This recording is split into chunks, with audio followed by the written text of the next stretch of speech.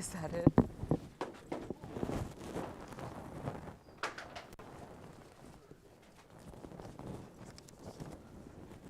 Did we do this on Monday? I don't think so, right? Okay. So I can't remember what my other class is ahead because they didn't miss a day. On Friday, okay, so your shift is 6 hours, thank you. Do you think you need the whole 6 hours? Because what I'm thinking is, what do you think about going into room 109 so you have privacy and not getting bothered?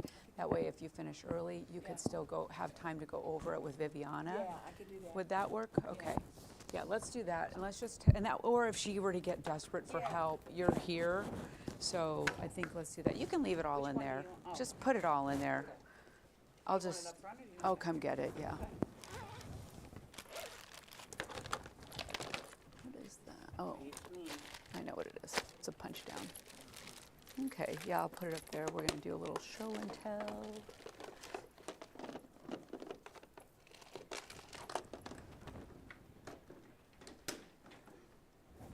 Gracias.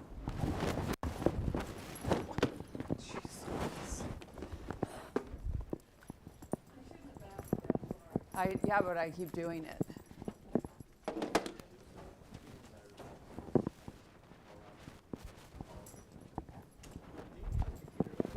Just leave it there.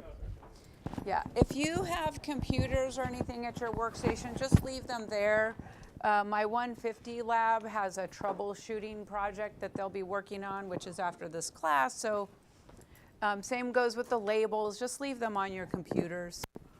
It's, again, they got a troubleshooter that they're going to be working on, so we're just presetting it.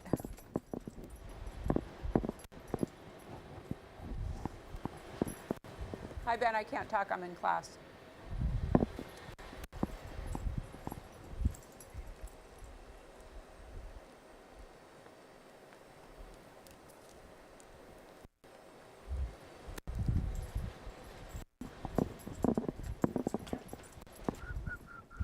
All right, it's Wednesday.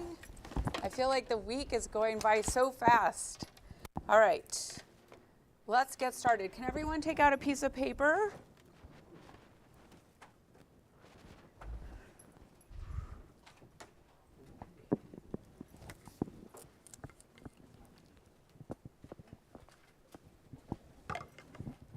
Where is everybody? I feel like we're a little light on students today, right?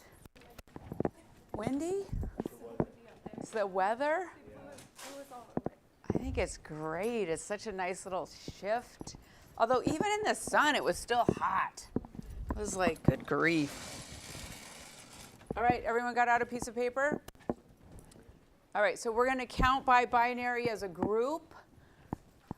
I find that some people are not practicing their binary, right? So we're going to practice binary, and we're going to do, again, on the down is when we'll count. So it'll be like 1, 2. Ready? On the count of 3. 1, 2, 4, 8, 16, 32, 64, 128, 256, 512. 10, 24, 20, 48, 40, 96. Come on. 81, 92. 384. One more. 32,768. All right, so write it all in a straight list down. Now, what I want you to do, before you do this on your paper, I want you to leave room on both sides. So, because we're going to write stuff on this side and we're going to write stuff on this side. So, 1, 2, 4, 8, 16. Leave room over here. Okay, so write it straight down. All the way up to 32,768. Hello, we're writing the binary 1, 2, 4, 8, 16, 32, 64, 128, 256, 512, 10, 24, 20, 48, 40, 96, 81, 92, 16, 384. Why doesn't anyone take me up on the extra credit opportunity? Are you going to do it? If you can say it as fast as me by the end of the semester, I'll give you extra credit. All you have to do is practice. Do it every day. Write it out. Even if you already have it written, you need to write a new one. Even if you already have it written, you have to write a new one. 1, 2, 4, 8, 16, 32.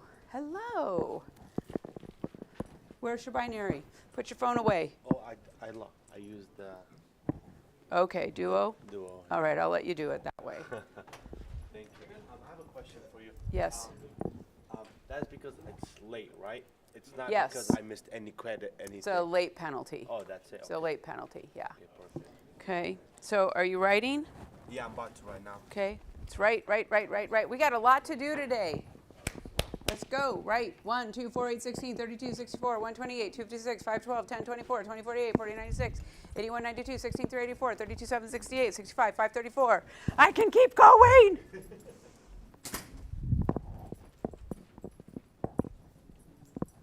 Let's double it. Huh? You're stopping at 32,000. I can go a couple more. Okay, next, add your subnet mask. Okay, so add the subnet mask.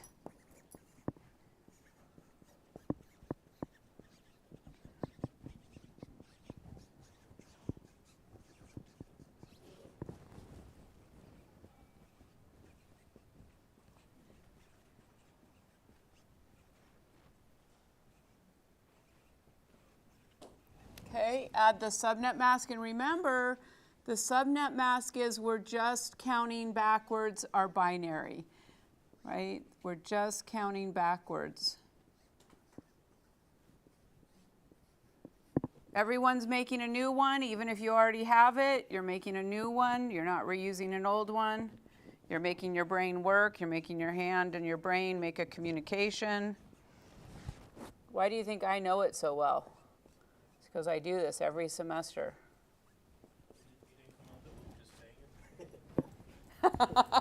I might have.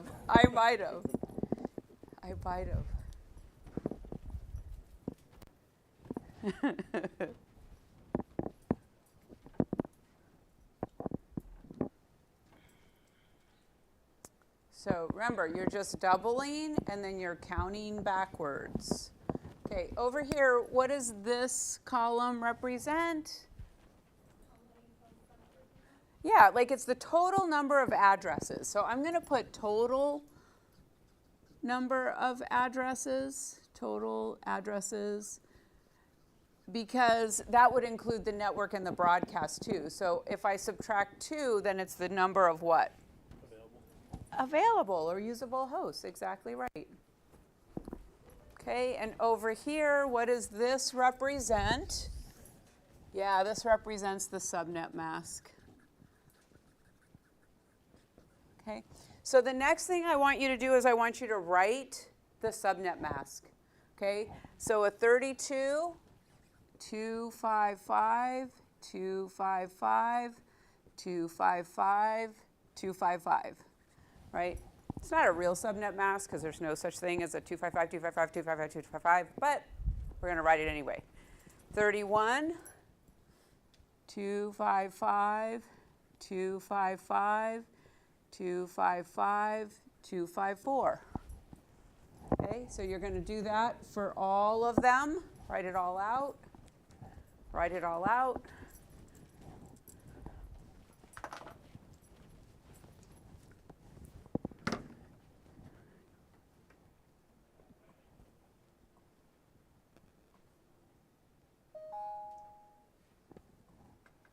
Hi, Carlton. We're writing out the binary columns, 1, 2, 4, 8, 16, 32, 64, 128, 256. Right, so get out a piece of paper and just write it out. Okay, put the subnet mask next to it. Pam, can you walk around and just check on people? Then you're going to add the actual decimal subnet mask next to that.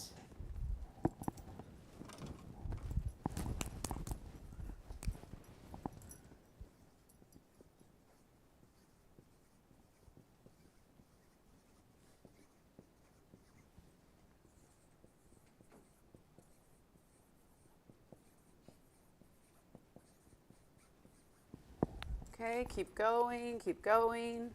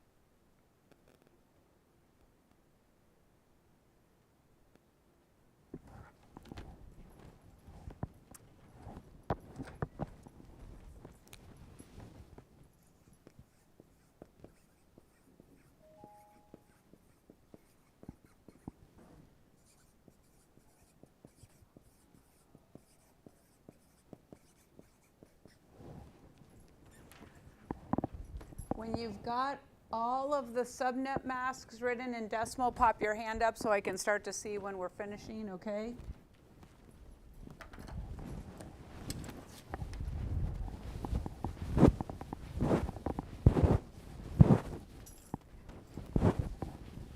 Thank you.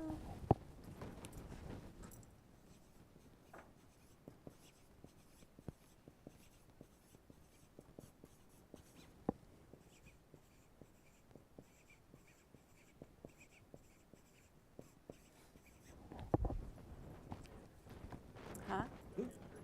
Your hand hurts? Well, don't give up. We're not done yet.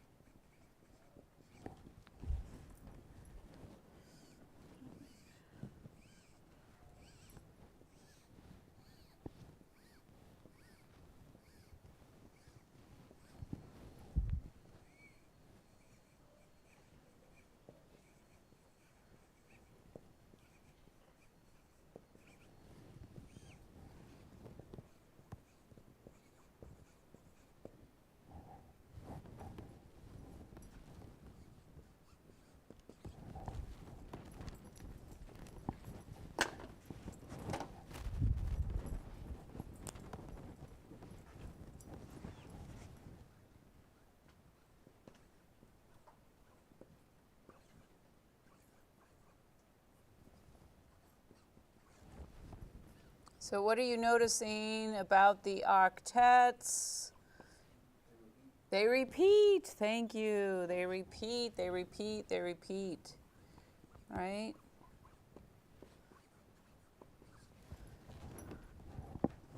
So again, here we are. Now, if we look at this, what octet is this representing? Right, so this is representing that fourth octet, right? And how about over here? Which octet is this one representing? Yeah, this one's representing the third. So I can write the subnet mask as a /30 or 255, 255, 255, 252, right? And they repeat. They repeat. I can come down here and see a /22. It's just that now we've moved into that third octet, right? Everybody got that? Okay, so the next thing I want to know is I want to know how many host bits, okay? So for this one, we don't have any host bits. How many host bits do I have for a 254? Okay, how many host bits do I have for a 252? Those repeat, I think, those over addresses. They're similar. They're similar. This is host bits. These are the total number of hosts. Okay? So host bits. So 252, so this looks like this.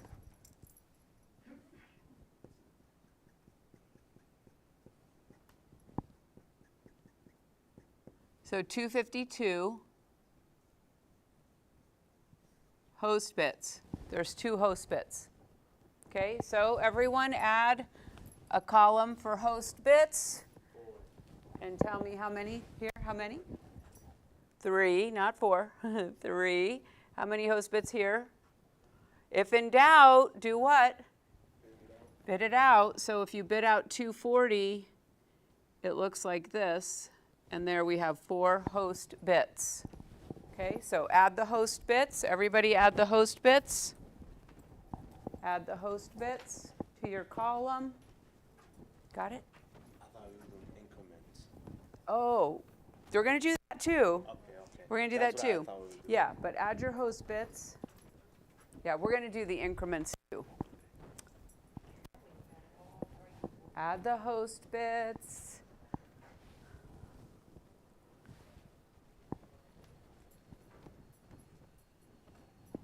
For those of you that are done, you can add the increments. Okay, you can add the increments. I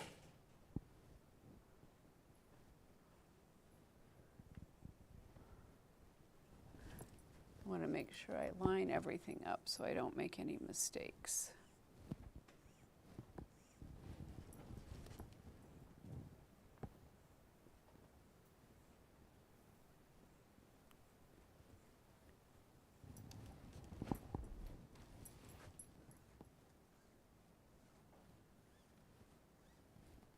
So you're going to add the increments. Make sure you label everything so if you look at this later, it doesn't confuse you what you did. It's not really an increment here.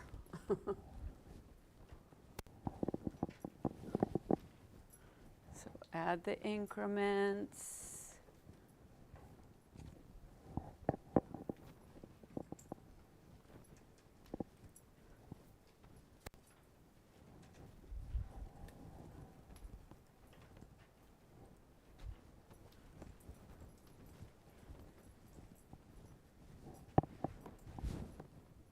I know. Where's Nick?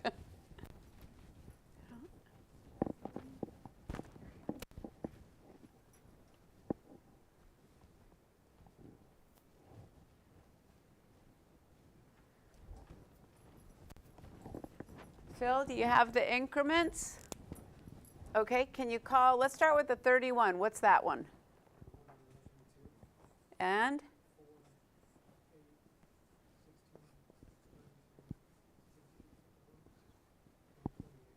Okay, perfect. And again, that takes us through the fourth octet, right? That takes us through the fourth octet. Alec, how about for the third octet? Can you give me the increments? 1, 2, 4, 8, 16, 32, 4. Perfect. Okay. So is this all like making sense now? Right? Can you imagine if you had seen this in week 1? Right? So I want you to think about how much you've learned, right? And if you still have to practice, what you need to practice, right? I really want everyone practicing. I feel like some of you aren't practicing enough so that you get good and faster at binary so that it gets easy. You want binary stuff to just be easy. Okay, you want it to be easy. I know that VLSM might not be super easy, but this other stuff, you want it to be easy. You want to be able to find the next network. So this is all stuff that we kind of know and we've been practicing, right? So what do we use the increment for? Why do we need to know the increment? Find the next network. Exactly, we use that to find our next network, right? And why do we need to know like the number of host bits? Why do we need to know the host bits? So you know how many addresses you have to host? Yeah, we need to know this because this number is actually what gives us this number. We've done it the easy way by just doubling 1, 2, 4, 8, 16. Okay, but the truth is, it's this number that gives us this number, right? So let's make sure we know that. So if I have a 30, I have 2 host bits available, right? I have those 2 host bits available. If I have a 248, I have 3 host bits available. So let's just recall what the math is that gets us to that point, right? So if I say 2 raised to the power of 0 hosts, what is it? Yeah, it's 1. Okay, and now if I say 2 raised to the power of 1, it equals, okay?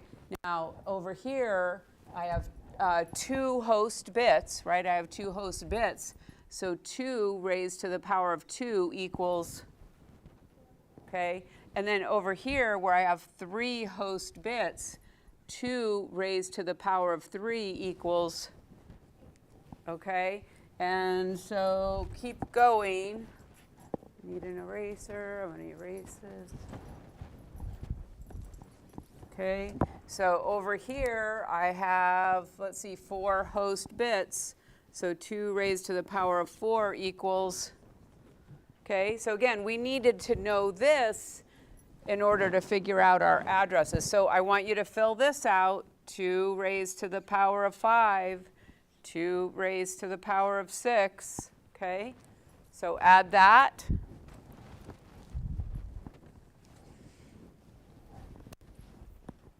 We're going to be adding something new today. That's why we're reviewing this, okay? We're going to be adding something new today.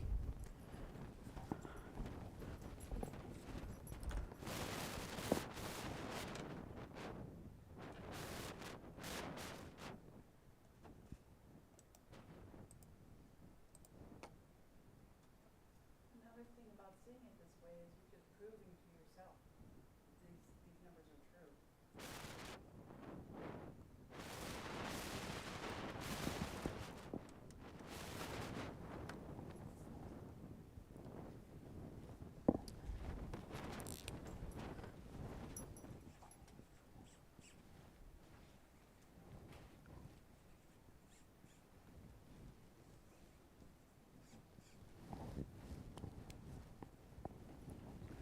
Okay. When you've got that done, again, just pop your hand up so I can see where we're at. Okay, good. Okay.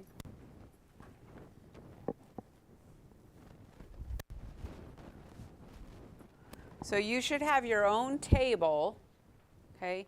So the part that we're going to add today is the number of networks that each subnet mask gives us.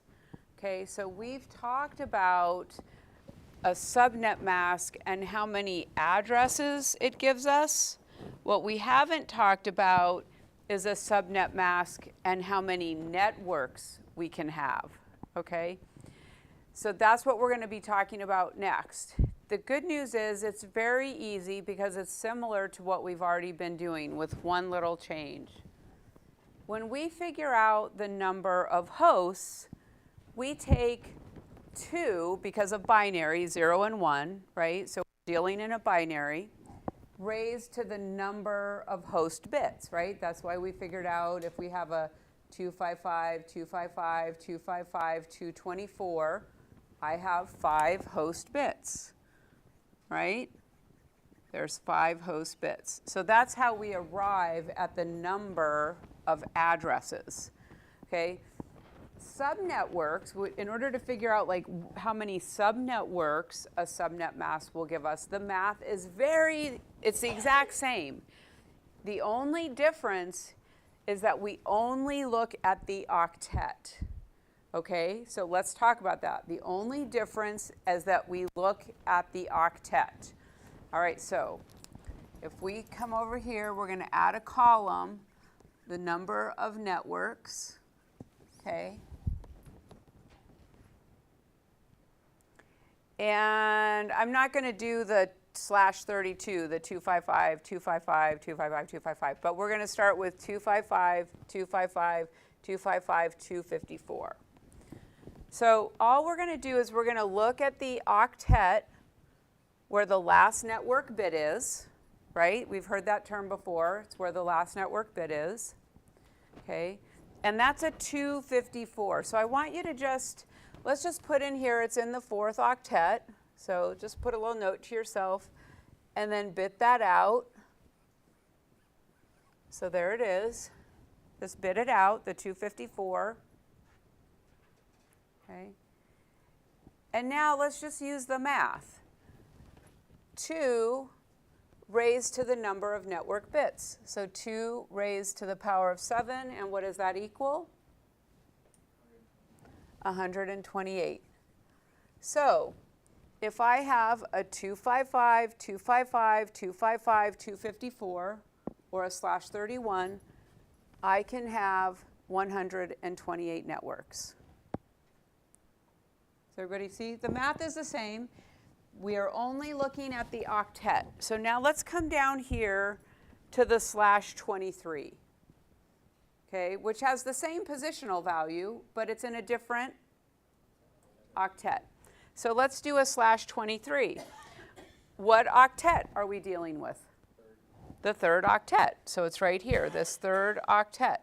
Okay, so we're going to come over here. So let's just put a little note to ourselves that it's the third octet. Bit out 254, right? Because we need to bit out the third octet right here. So bit it out. How many network bits do we have? Camden? 7. So 2 raised to the power of 7 equals 128. Okay, so let's do another one. So let's do this /28. So what octet do I need to look at for a /28? I'm going to look at the fourth octet right here. Okay, so let's do this one. I'm just going to put a little note to myself that it's the fourth octet. Bit it out. It's 240. So what's the math? What's the equation? 2 to the 4th equals 16. So if I have a /28, I can get 16 subnetworks or networks, whatever you want to call them, from a /28. Well, let's come down here and let's do a /20. So a /20, what octet do I need to look at? I need to look at the third octet. It's 240. Again, I'm just going to make a little note to myself so that I know it's the third octet. I'm going to bit out 240. Okay, what's the math? Somebody? 2 to the 4th, which equals 16 networks. Okay, does everybody see how to do that? All right, so what I want you to do is add a column with the number of networks. Add a column with the number of networks.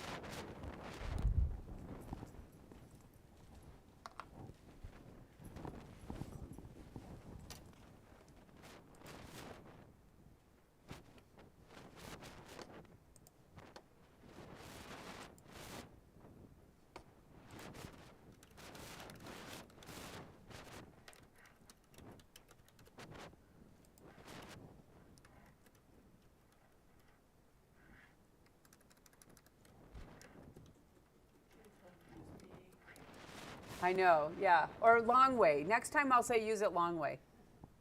Oh, maybe we should actually print one out with columns. That way it'll make it very clear and legible. That's what we'll do next time. I'll print one out. Yeah, worksheet, because otherwise it's not that clear. Yes?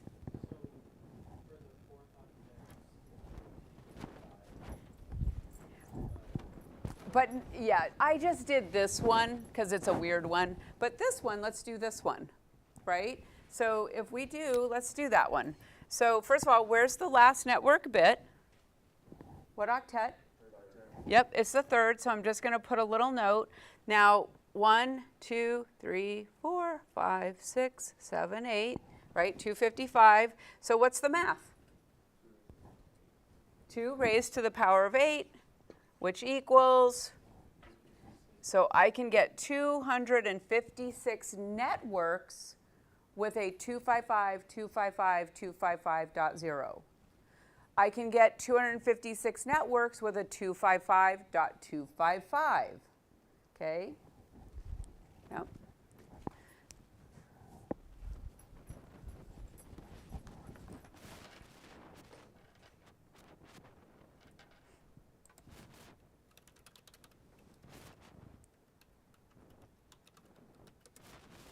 Once you've got it done, just pop your hand up so we can take a look. we'll just pop over.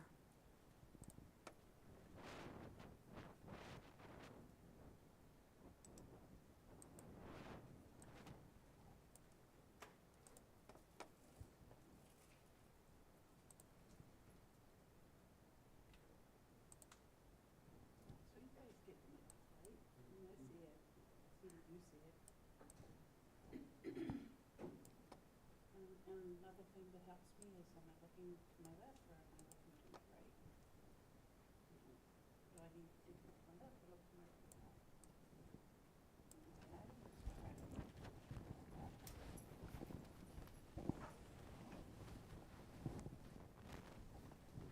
Got it? Okay. So we're going to be doing a Kahoot, which is going to be asking us how many networks. So we did one with how many hosts. This one we're going to do is how many networks. So you want to have that table because I'm going to erase that. So you want to have your table.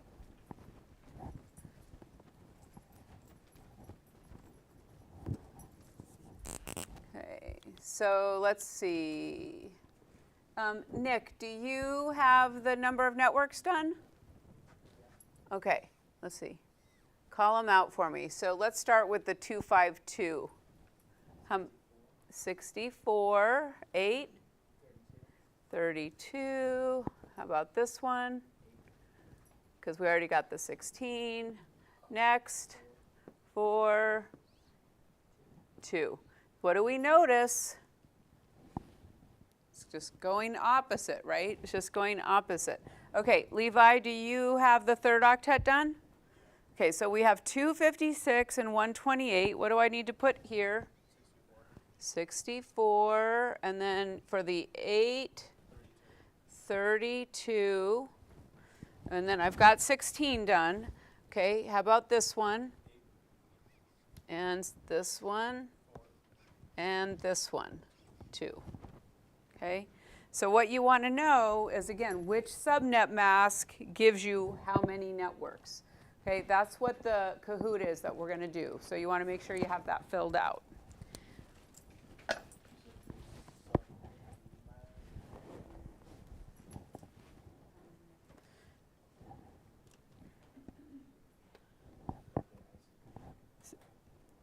Okay, so I'll erase this in a minute. So the Kahoot we're doing is how many networks based on the subnet mask. So based on the subnet mask, how many networks could you get from that, okay?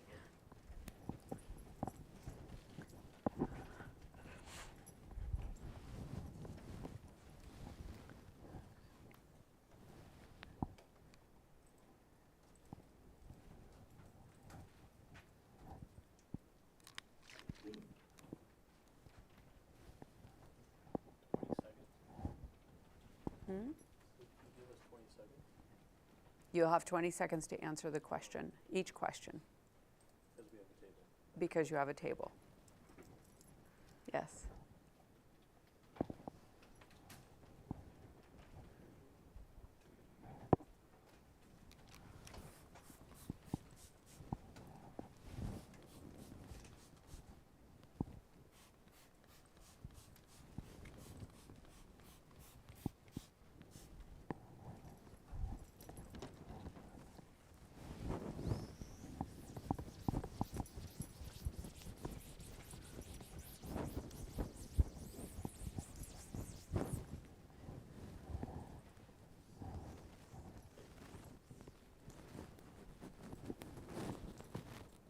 Almost got it? Okay. And we can come back.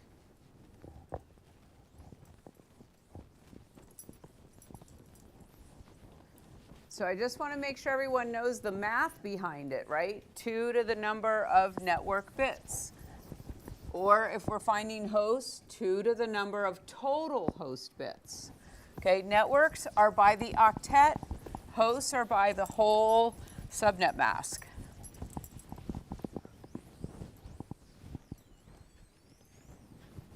Ready?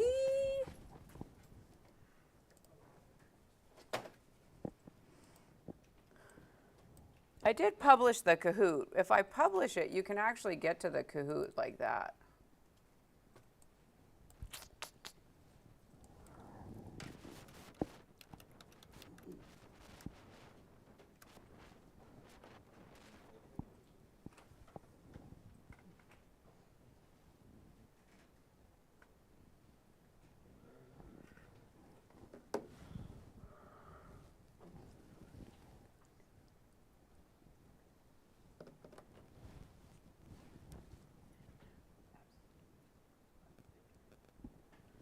Who am I waiting for?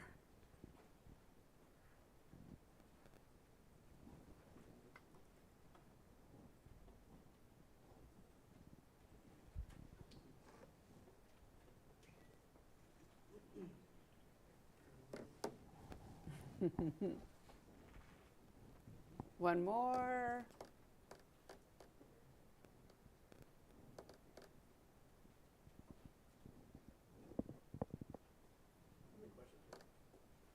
I don't know. There's usually 11. Sometimes there's more, sometimes there's less, but usually there's 11. Why? Okay.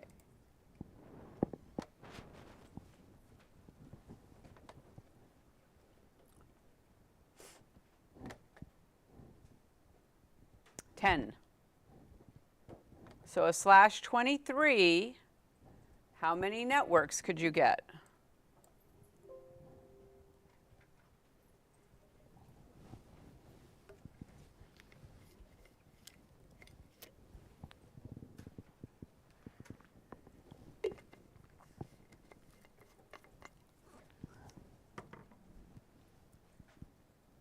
Yeah, so let's see, /23, if I bid it out, right, what octet? Third octet. So that means we have 16, 17, 18, 19, 20, 21, 22, 23, 24. So here's our third octet. How many network bits? Right, so it's 2 to the 7th, which equals 128. Okay?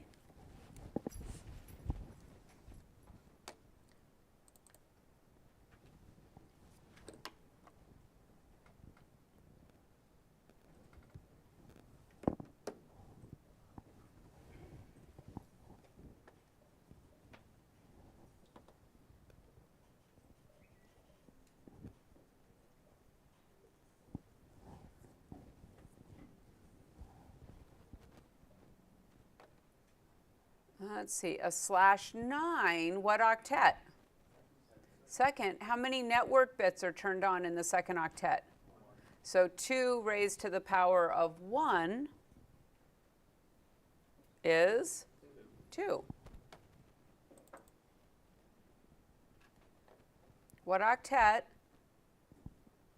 For the fourth, 27, the fourth, yeah.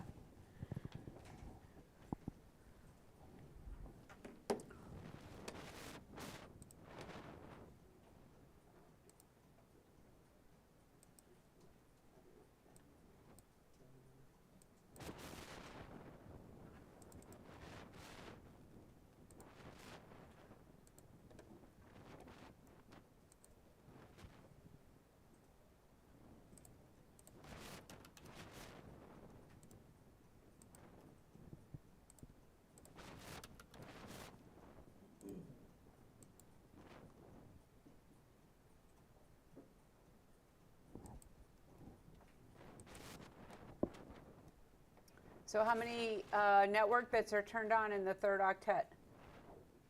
All of them. So 2 raised to the power of 8. Now for networks, we don't subtract anything because it is the network, right?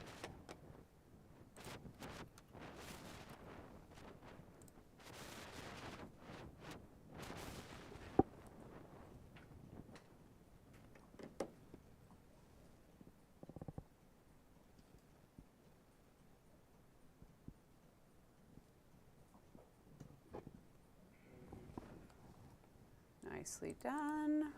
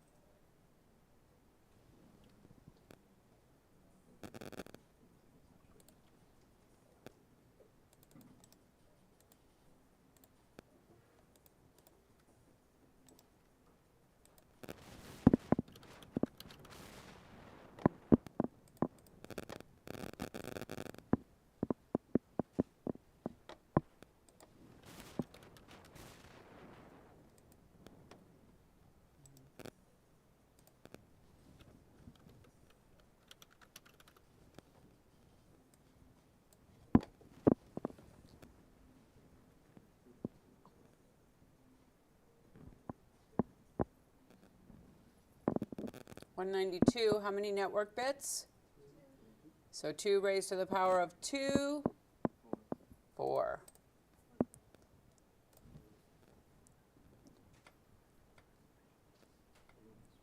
And Levi, good job. Camden, outstanding. And Alec, nicely done. Runner up, Nick and Fadi, good job. All right, so I've published that assignment. Go ahead and mark that we did it in class. We are in week 4, Wednesday. Week 4, Wednesday.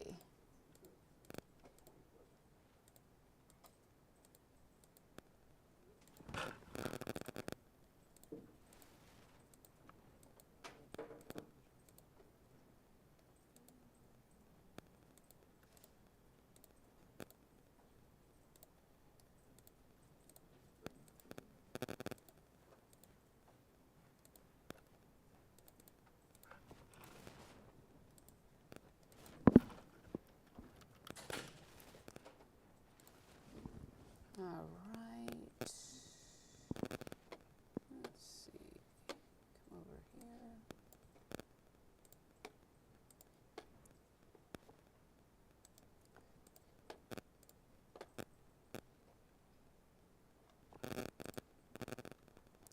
We're going to practice this a little bit more. All right, I just published this assignment.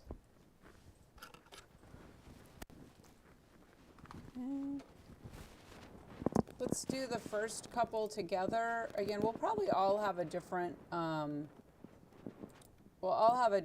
questions. So let's look at this one that I have, okay? So given the network address, 111.162.96.0/19, okay, we want to find the prefix length and the number of subnetworks for 4094. So first of all, if it's 4094, what subnet mask will take care of that? 240? 255, 255.240? Is that what you said? And that is a /20. Okay, that's a /20. All right, so first of all, let's look in our answers and see if we see a /20 in there. And we do. There's a /20 right there, right? And it's telling us that it's 16 subnetworks. Well, if we have a 240 in the third octet, is that correct?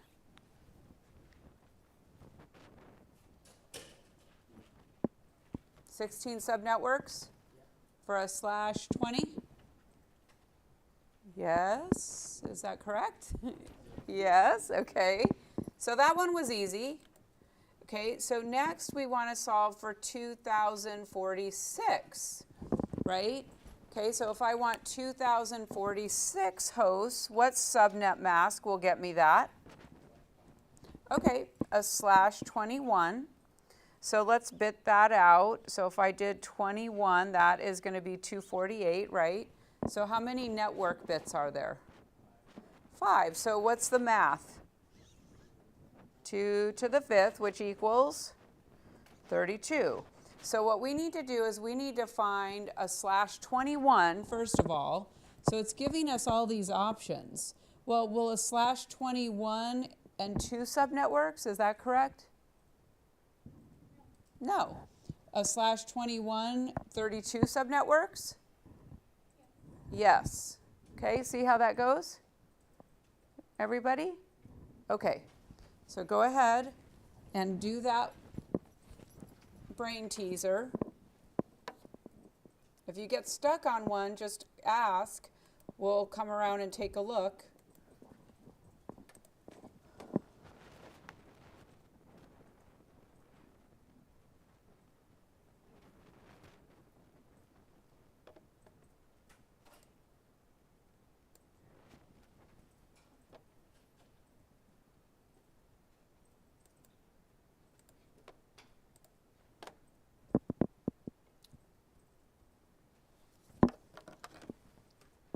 Done?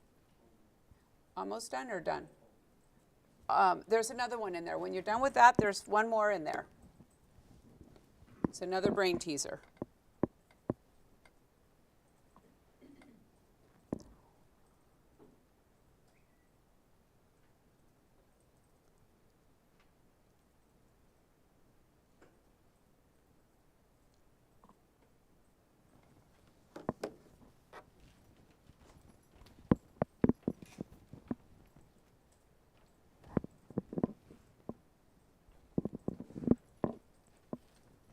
When you finish this one, there's another brain teaser in there.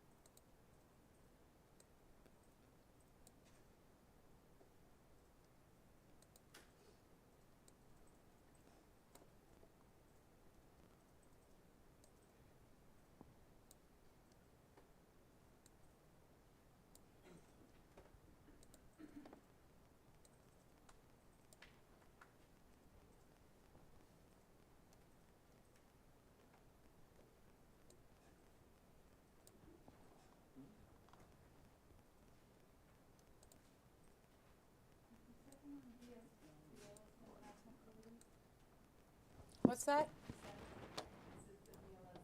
It is, yeah. Yeah, so the first one we did is we're determining the subnetworks. The next one is the hosts. So they're similar with a little bit of a difference.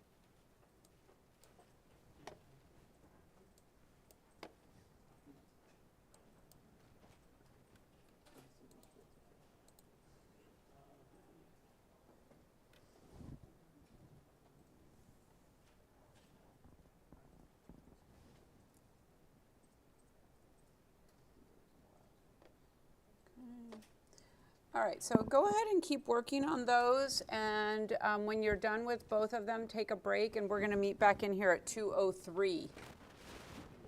Okay, we're going to meet back in here at 2:03. So finish up both of them, and then meet back in here at 2:03.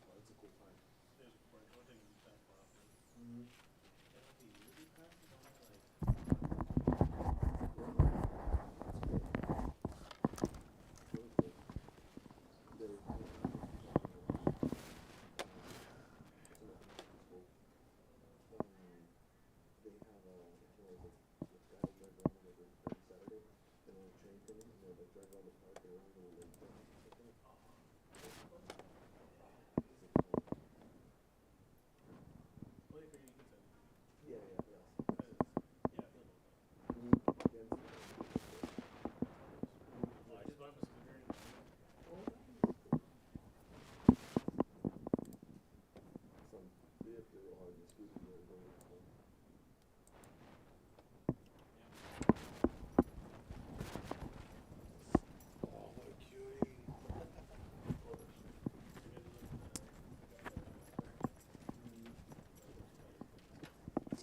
Can you do me a favor? On this class, I scheduled.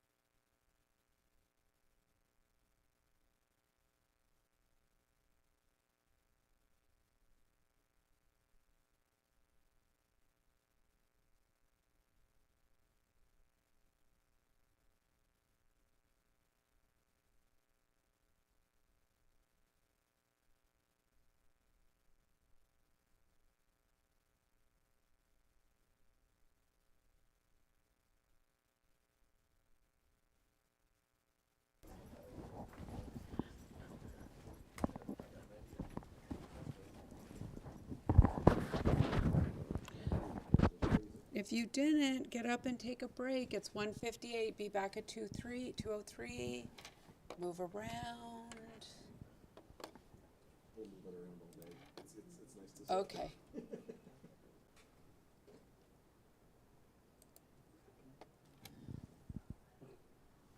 He went back home to his mom today. Okay, cool. So she'll be back from daycare. Okay. Right on. Yeah. My 14-year-old, that's from my previous marriage. So he goes to school for a while. And then pick him up. Yeah, right now we're doing like, we literally split the week in half. Oh, okay. Going back and forth, but Mhm. I think he's too young to extend it further. Mhm. But hopefully when he's older, Mhm. Yeah, yeah. I know whenever, like every time I send him breaks, like spring break or start of year, like we pretty much have them all the time. that's awesome. Mhm. It's crazy how many kids are differential. I was telling him I recently connected with one of my cousins I hadn't spoken to in a couple years. And I was like, yeah, dude, the day he's 14, he's a freshman. And I was like, wow. That was terrible. I'm gonna blink and maybe graduate or something. Literally, it feels like that, yeah.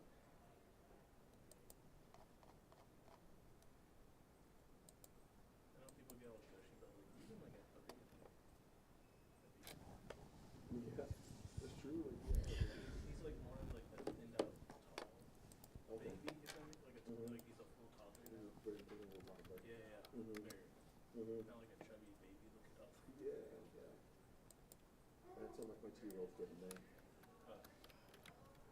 And when they start like pronouncing words correctly, Mhm. that they made it sound so funny. Mhm. Yeah. My cousin talked to my 8-year-old, and he was like, dude, so dumb. It's kind of scary. Yeah. Yeah, we can just like have a conversation. Your 3-year-old? Oh, wow. No, I mean like he talks a little bit. Yeah. And like if you don't understand something, he'll correct you to make sure you understand what you're saying. Oh, really? Oh, that's cool. That's You hilarious. can't just like say okay, buddy, and then he'll like move on. No, he's like no. No, you don't understand. He's like, I know you're pushing me away.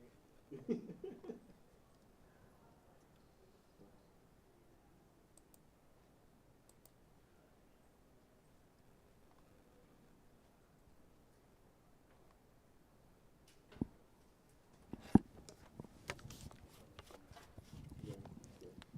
When he leaves, my family and I are like, man, we're so dirty. We really stop going over there. Yeah. I feel the same way with my 14-year-old son. Like when he's with his mom. She's quieter. He's just quieter, yeah.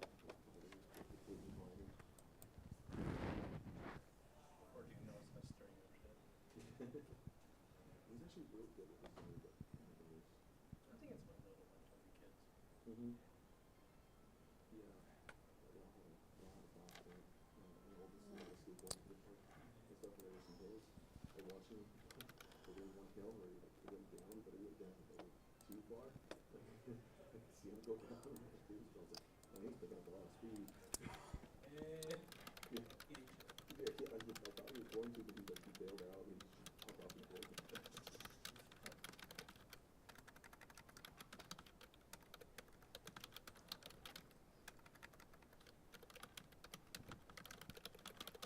and then you notice in the camera, it's like, if he gets hit or falls, you're like, don't react. Oh yeah, you can't react, dude. The second, yeah, we totally. What if I don't? He just like bounces off. What was that? Oh, dude, my 2-year-old has a big old well right here. All right, so let's go ahead and get started. We're going to do flashcards for Module 4. Okay, we're going to do flashcards for Module 4. So can you take out your flashcards? Take out your flashcards. And you know the dollar store sells them. I was like, I was gonna, yeah, because I've been getting them off of Amazon. Oh, and Amazon has a good price on them too. Walmart, I mean, they're blank on both sides. Oh, okay. yeah. I like the ones with lines, but any of them, you know. Okay, does everybody here have flashcards? Everyone here have flashcards? What about over here? Flashcards, and here, flashcards? Yes, Carlton, flashcards? Okay. Okay, Carlton and Levi, you're gonna be in a group together. Okay, and again, I want you to challenge each other. So when somebody doesn't know the answer, see if you can hint them their way to the answer, okay? Let's see, Camden, Daniel, and Philip. I got a group of 3. Asher and Tarian, that's convenient. Alec and Rosalind, Nick and Hannah, Fadi and Parker. Okay, so go ahead and get into your groups. Okay, go ahead and get into your groups. Do you want Daniel just to join the group? Huh? Did I not call Daniel's name? Oh, my bad. Yeah, 3. You're the group of 3? Yeah. Yeah. Camden, Daniel, Philip. I'm ready to go. But I will observe. Yeah, I'll observe, yeah. Everyone likes to judge an iron shot.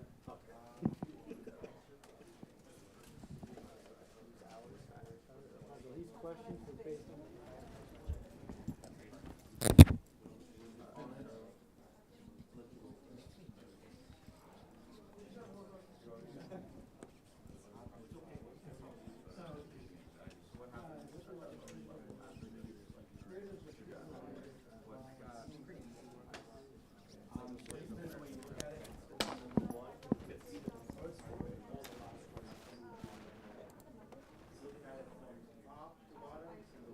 or you want to take I don't, that? how do you want to do it?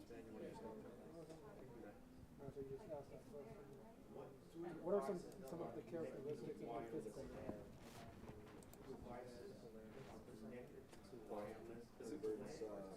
Well, binary to, it converts electrical signals to binary. Yeah, it's like transmission data, data rates, physical topology, encoding and decoding. Encoding.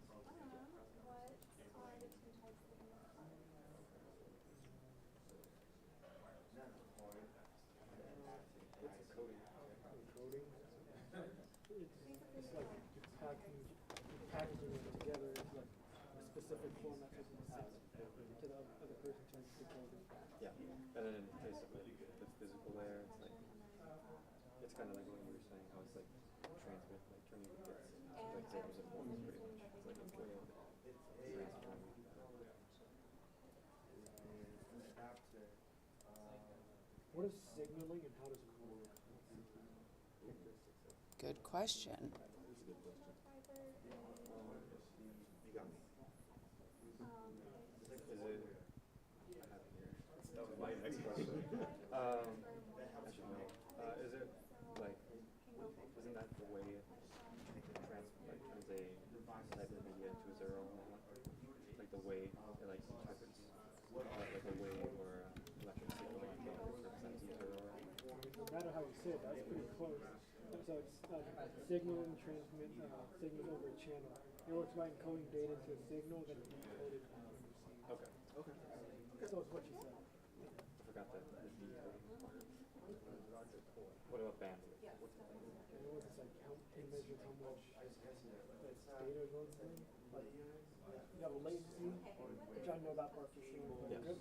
good test. Good. I forgot how much latency is in it. Yeah. Yeah, I just meant like the amount of bits that goes through and it gives you it's more about like the amount of bits.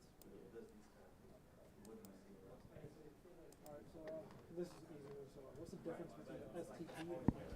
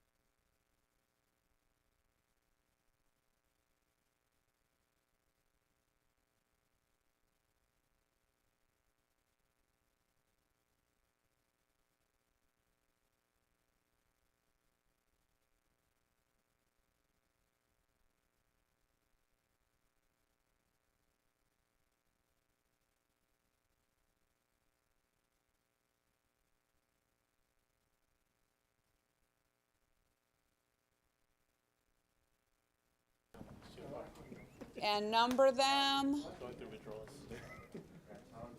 and then pass them back to Pam.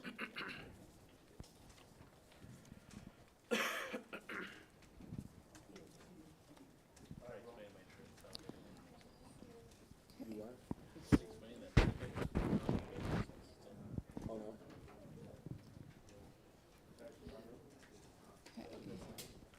All right, so a couple of things about your flashcards that I'm still seeing when I walk around, okay?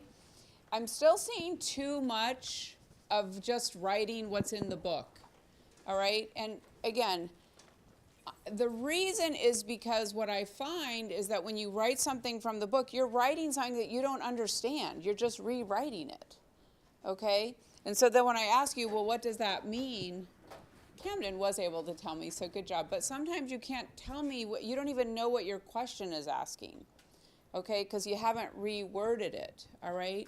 So I really want you to work on that. And believe it or not, your flashcards will be easier if you put it in your own words, right? If you put it in your own words. And if it's something that you don't, the book, it's sometimes hard to read. It's very techy. So you might have to do a little bit of digging, right, to understand it. And Camden had a really good flashcard about throughput, right? And then when we were answering the question, he added something about throughput that he didn't even have on his flashcard, right? And I think that actually was the better answer because it was just straight from Camden. It just came straight, like it's something he knew and he had learned from either reading or maybe already knew it. And that was actually what explained what throughput was much better than what the book did, right? Much better than what the book did. So again, I really want to challenge you to, when you're making your flashcards, think of it in terms of plainer language, right? Plainer language that's conversational. You know, we can look at your flashcards and we know you're just copying out of the book. Again, you'll get a point for that, but what are you learning from that? What are you learning from that? And I know sometimes the book is great and it does make sense. So that there's a time for that too. Okay, there's a time for that too.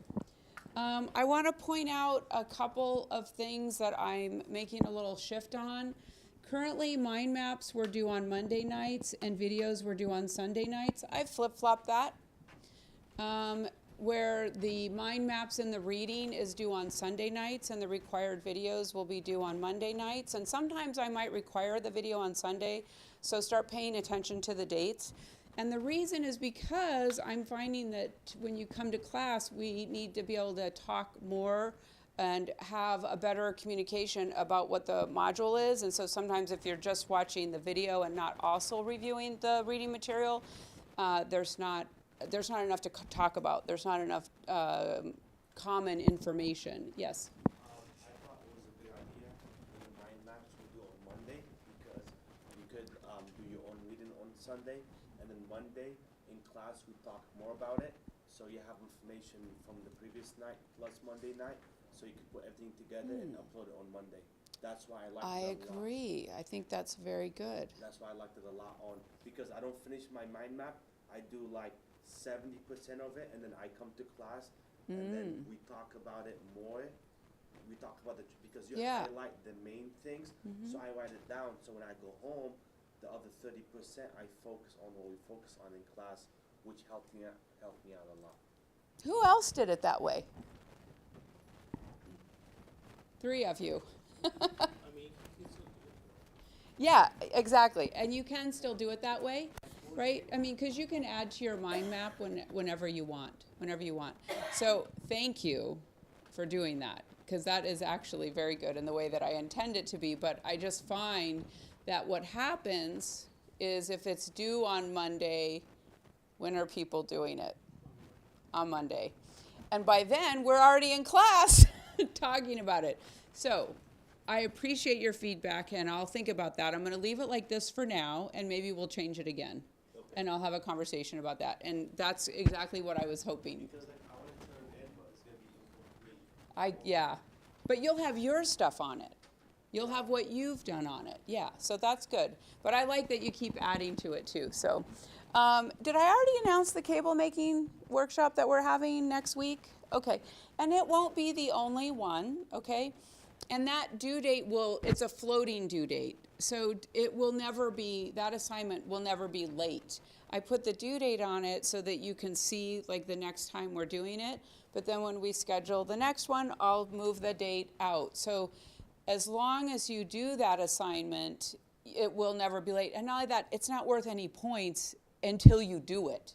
It's an extra credit assignment. So don't worry about it affecting your grade. It only positively impacts your grade if you actually do the assignment. It does not negatively impact your grade, okay?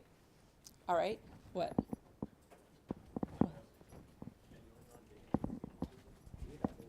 Okay, so we're going to talk a little bit more about Module 4 and cover some of the important things about Module 4. So first of all, what layer are we dealing with? The physical layer, right? The physical layer. What is the PDU? The bits, right? The bits. Terrian, do you remember your question? Let's ask that question. Okay, so Terrian had a really good question on his flashcards. Let me see if I can redo it. Okay, here it is. I'm going to try to get it right. What PDU is received by the physical layer in order to encode and transmit over the media? Frame. Good job. Good job. It's important to read the questions carefully, right? And then also you have to know all of those PDUs because, again, the layers work together, right? So I can't learn about layer 1 in a vacuum and think that I'm never going to have to know anything about it again or that it doesn't relate to layer 2, okay? So you can't learn about each layer in a vacuum. You have to learn about it and then draw the connections. Like, how are they related? How are they related? So some of the things that we're going to talk about is the purpose of the physical layer. In general, what is the purpose of the physical layer? Raise your hand. Someone raise your hand. Daniel. For actual physical connections. Yeah, so it's to make an actual physical connection. That's one thing. What else? Hannah? To take the data and encode it into a way of transmitting it that makes sense for the network? To the media. Yes, exactly right. So the other main job of the physical layer is to take the bits and encode it into a format that it can actually move across the media, right? And with that said, if it has to encode it, it also has to do what? It has to decode it. It also has to decode it. It has to decode it. Let's see. What else? What are some other things that are important about the physical layer? The physical layer is more layer 2. The MAC addresses are more layer 2, not the physical layer. What else? What kind of stuff do we have at the physical layer? Yeah, we have a lot of hardware, right? We've got the NIC cards, we have RJ45s, we have cables, we have wireless, right? We have all of that stuff at the physical layer. In some ways, I find the physical layer easy to relate to because I can see it a lot of times. I can see it. Okay. Now, this layer is the reason, too, that we start talking about a default gateway, okay? So what are the 3 things that make up a default gateway? So first of all, the default gateway, remember, it's just a term, right? It's a term. Now, what does it apply to? What's it applying to? What? Okay, so I need more than that. There's 3 things that we went over. What are the 3 things? The last point that data goes through before the network? It is the last point that the local area data goes through before it leaves the network. Yes, but I want it termed the way I talked about it. Yeah, so it's an interface, but what's it an interface on? It's an interface on the router, and it faces the what? What kind of network? The LAN. Okay, if you don't know this, you need to know it by next week. Okay, you need to know it by next week. I'm going to come back to how you explained it in a minute when we get some of these other things. What's something else? Okay, and what about the IP address? It is usually the first usable. What else?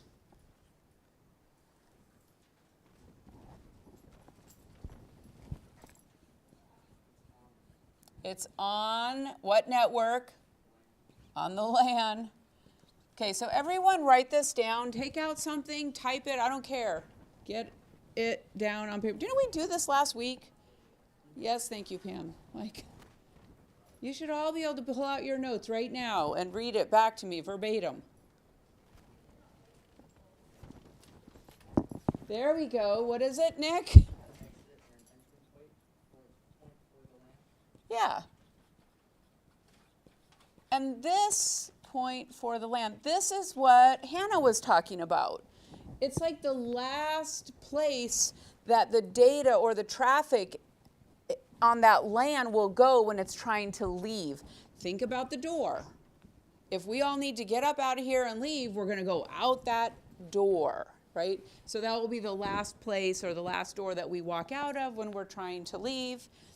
It's also the door that if somebody's trying to get in, they're coming through. Yes? So it can also be a bottleneck? Oh, it could be a bottleneck. Sure. Depending upon the amount of data and how much bandwidth you have. If you have a gig of service or an 8G, well, you probably won't have much of a bottleneck. But it could happen, for sure. Okay? All right, I'm going to come around. I want to see where you have it written down. Thank you. Thank you. So next week you should expect a what? Yes? Is it going to be a pop quiz if I'm telling you about it right now? It'll be a pop quiz for those people that aren't here today. Make sure you have the word LAN in there. Okay. Okay. So when I ask you what a default gateway is, your answer should not be a router. It's not enough. It's not enough. Because if I have a router right here, and I have it connected to a LAN right here with some computers, this is the default gateway, correct? Now what if I have this connected to another router? Is this interface, this is a WAN, is this interface a default gateway? No. Is this interface a default gateway? No. Remember, a default gateway, it only refers to the interface on the router that faces the LAN. So if you just say it's a router, that is not accurate. That's not, your vocabulary is not accurate, okay? All right. So the reason, let me get back to what my original point was. The reason that we start talking about a default gateway in Module 4, Layer 1, is because we're already dealing with Layer 1, right? An interface, the physical interface, that's Layer 1. The cable that plugs into it, that's Layer 1, okay? That's why we start talking about it early. It's because we're already dealing with the default gateway. So characteristics of the physical layer. We have encoding, so raise your hand who can tell me what encoding is. We've already talked about it a little bit. Levi? It's turning digital information into something physical that electricity or light. Yes, it's taking the digital bits, the ones and zeros, it encodes it or it changes it into whatever the media is. So if it's fiber optic, it's going to be encoded into what? Light. If it is copper cabling, it's going to be encoded into electricity. If it is wireless, it's going to be encoded into microwave, wavelength, right? And then, let's see. So we just talked about, now, what is signaling? What is signaling? Yes, let's hear it, Parker. Just how the data is signaled to and HV bits in a copper cable are signals to So in a, electrical pulses. yes, electrical pulses. So that's the signal. The signal is whatever it is, electricity, lights. Okay, now to signaling, there's a timing mechanism. Okay, we talked about the timing mechanism. Who can explain the timing mechanism?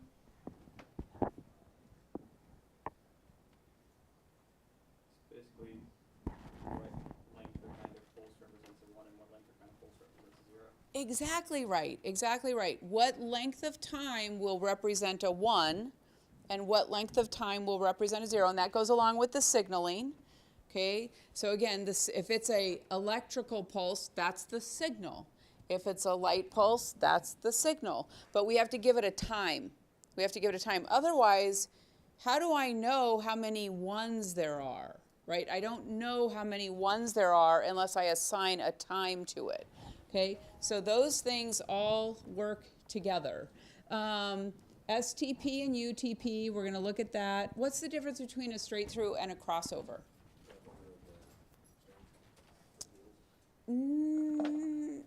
Yes. What do you mean? Explain that more. So in like a straight through, you would have like the white, orange, white, green, blue. Okay. You'd have that, and it'd be mirrored on the opposite side. Okay. Whereas crossover would be, it would be that repetition, but in reverse. Not exactly. Not exactly. The T56A and B. Okay, so explain that. T56A starts with white, green, and green, Okay. and T56B starts with the white, orange, and orange. Okay. And one end is the A, and the other end is the B. There we go. And what kind of cable is that? UTP. Well, you can have UTP or STP, but if you have an A on one end and a B on the other, It's a crossover. that is a crossover. Okay. When do I use a crossover? For like devices. To connect similar devices. Okay, a switch and a switch. Crossover, a router and a router. A computer and a computer. A server and a server. A computer and a router. Crossover. Good job. Crossover. Good job. Why? Same devices. They're similar. What makes them alike? Because doesn't a router and a computer look very different? What make them similar? Why do we think they're similar? The NIC cards? How it processes data. Exactly. The NIC card and how the NIC card processes data. They have similar brains. They're encoding the same way. They have similar brains, okay? So that is why we do that. Okay, a switch and a router. A switch and a computer. A switch and a server. A router and a switch. Okay, a straight through. And a straight through, what would I expect to see on the ends? They're the same. Meaning what? What do you mean by the same? They're both either the 568A, 568A, or 568B. Yep, an A and an A or a B and a B. Okay, so it's weird, right? Because, so think of it this way. If the ends are the same, the devices are different. Okay, if the ends are the same, the devices are different. If the ends are different, the devices are the same or similar, right? Does everybody see that? So it's the wiring that's doing the work, okay? Now, in the module, it talked about something that allows you to negate or not pay attention to what type of cable it is. I want everyone to think about what that is, and I want you to write it down. Okay, in the book, it talked about a protocol that allows you to negate what type of cable. In other words, if I had two switches and I wanted to connect it with a straight through, it would work. That's a certain protocol, so I want you to think about what that is. It was in one of the important objectives, and I want you to write it down. If you don't know what it is, you might need to look it up in the book. What is it? And don't call it out, just write it down. Just write it down.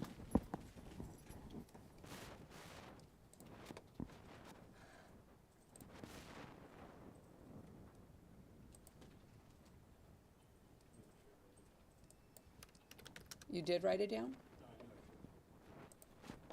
I know you should have too.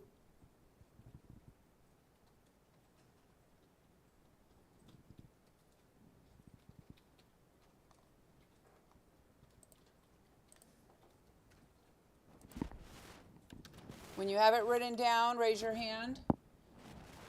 If you have to look it up and you find it, raise your hand.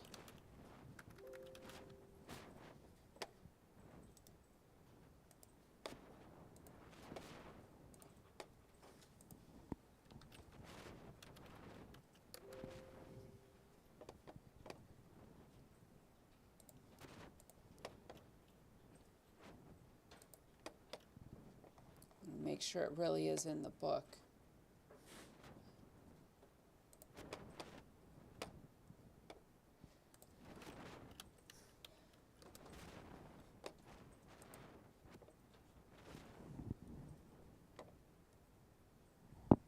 Who found it? Anybody find it? Thank you. What section? 4. It's like specific. 4.4.3. Did you have a question, Carlton? So go to the book 4.4.3.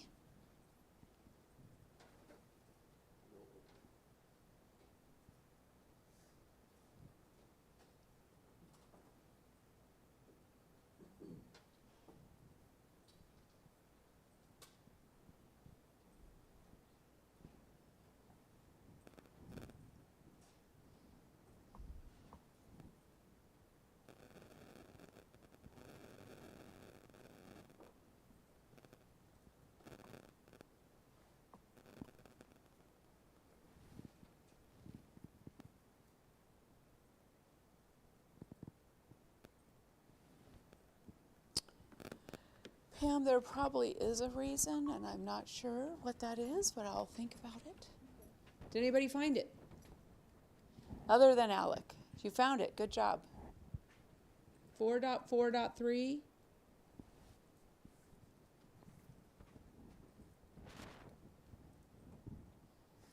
And this comes up again. This is going to come up again. Okay, so Parker, what is it? It's an auto. Yeah, auto MDIX. It's auto MDIX. Write that down. Auto MDIX. So in today's routers and switches, their interfaces and their NIC cards have the ability to think about the cable, and if it's not the right cable, it'll just make the change inside of the interface, okay? So it doesn't matter. Now, in the real world and in this world, is it important to still use the right cable? It is. It's really, really important to use the right cable, okay? The only time you want to rely on auto MDIX is when there's no other option.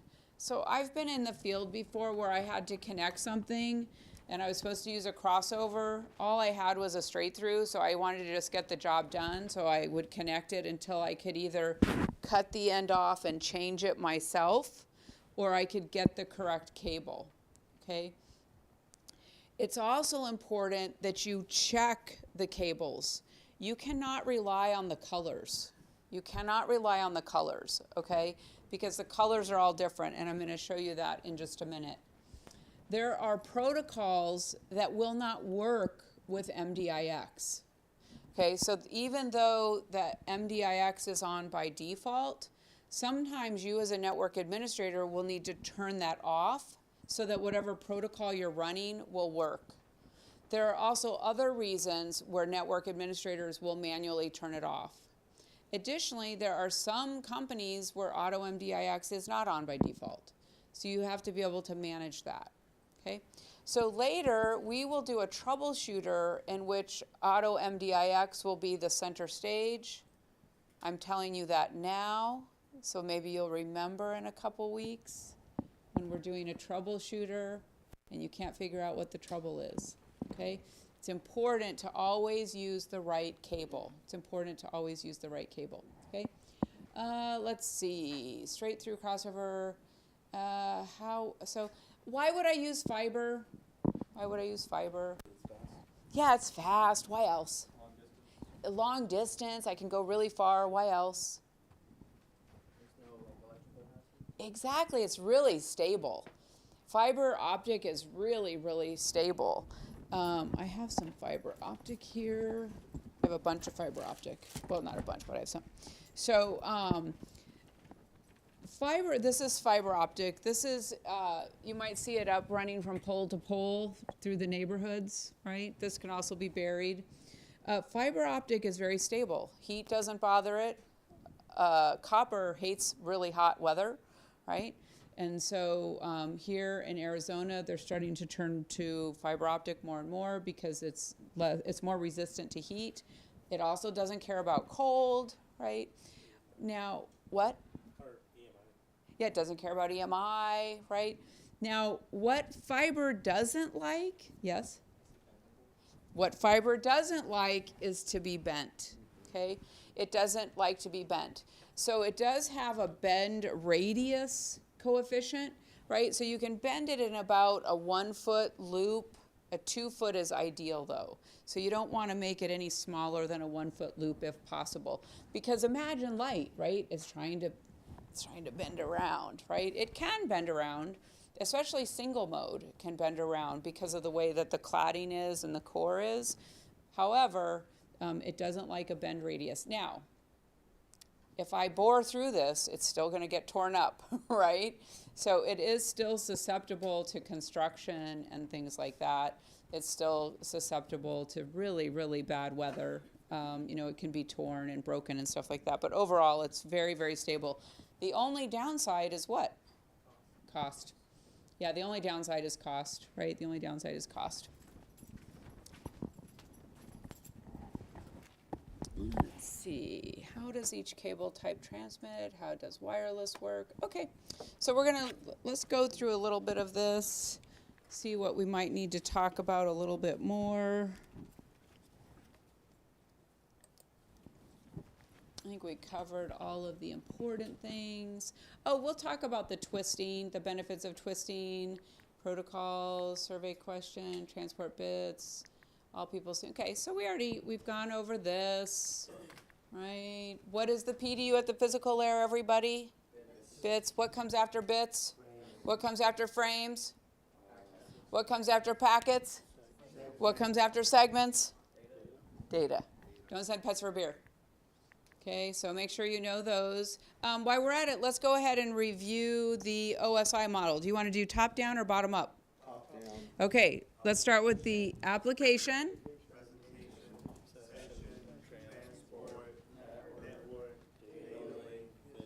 Good job. What are the two sublayers of the data link layer?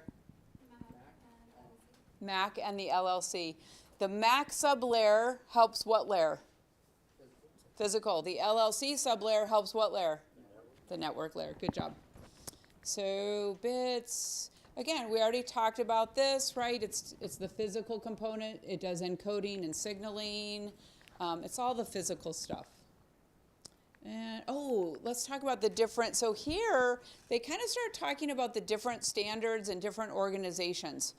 There's no easy way to learn the organizations. You just have to memorize them. If you're going to take the CCNA exam, what I recommend is that you kind of put that at the bottom of your to-do list and just memorize it a few days before you go in, okay? All of them. I'm going to tell you which ones. We're going to go through it. Again, for the most part, unless you work for a standards organization or you're writing standards or you're reviewing standards, for example, I used to be a quality control technician for fiber optic. I had to know the standards for fiber optic because I was evaluating them, right? And now I don't know them because I don't do it anymore. You know what I mean? So when you take any type of a certification exam, you're often going to need to know the different organizations and the different standards. Unless, again, that's something that you really like to know, just put it at the bottom of the list And after you have studied all of the harder stuff, look at the things you have to memorize, right? I kind of have some of these memorized now, but it's only because I teach it so often. It's not because I need to know it for my actual job. Okay, so that's why I say just keep track of the things that you just need to memorize. Okay, so the TCP/IP standards are implemented in software, and that's governed by the IETF. Okay, the physical layer standards, these are the ones we deal with more, are implemented in hardware and governed by lots of organizations. These are the important ones: ISO, EIA, and TIA, the ITU, ANSI, and the IEEE. And then there's two more that we'll be talking about when we get to layer 3, and that's IANA, IANA, and ICANN, ICANN. Okay, so pretty much you need to know those and what they do when you go take the CCNA. Okay. So ISO, the International Organizations for Standards, right?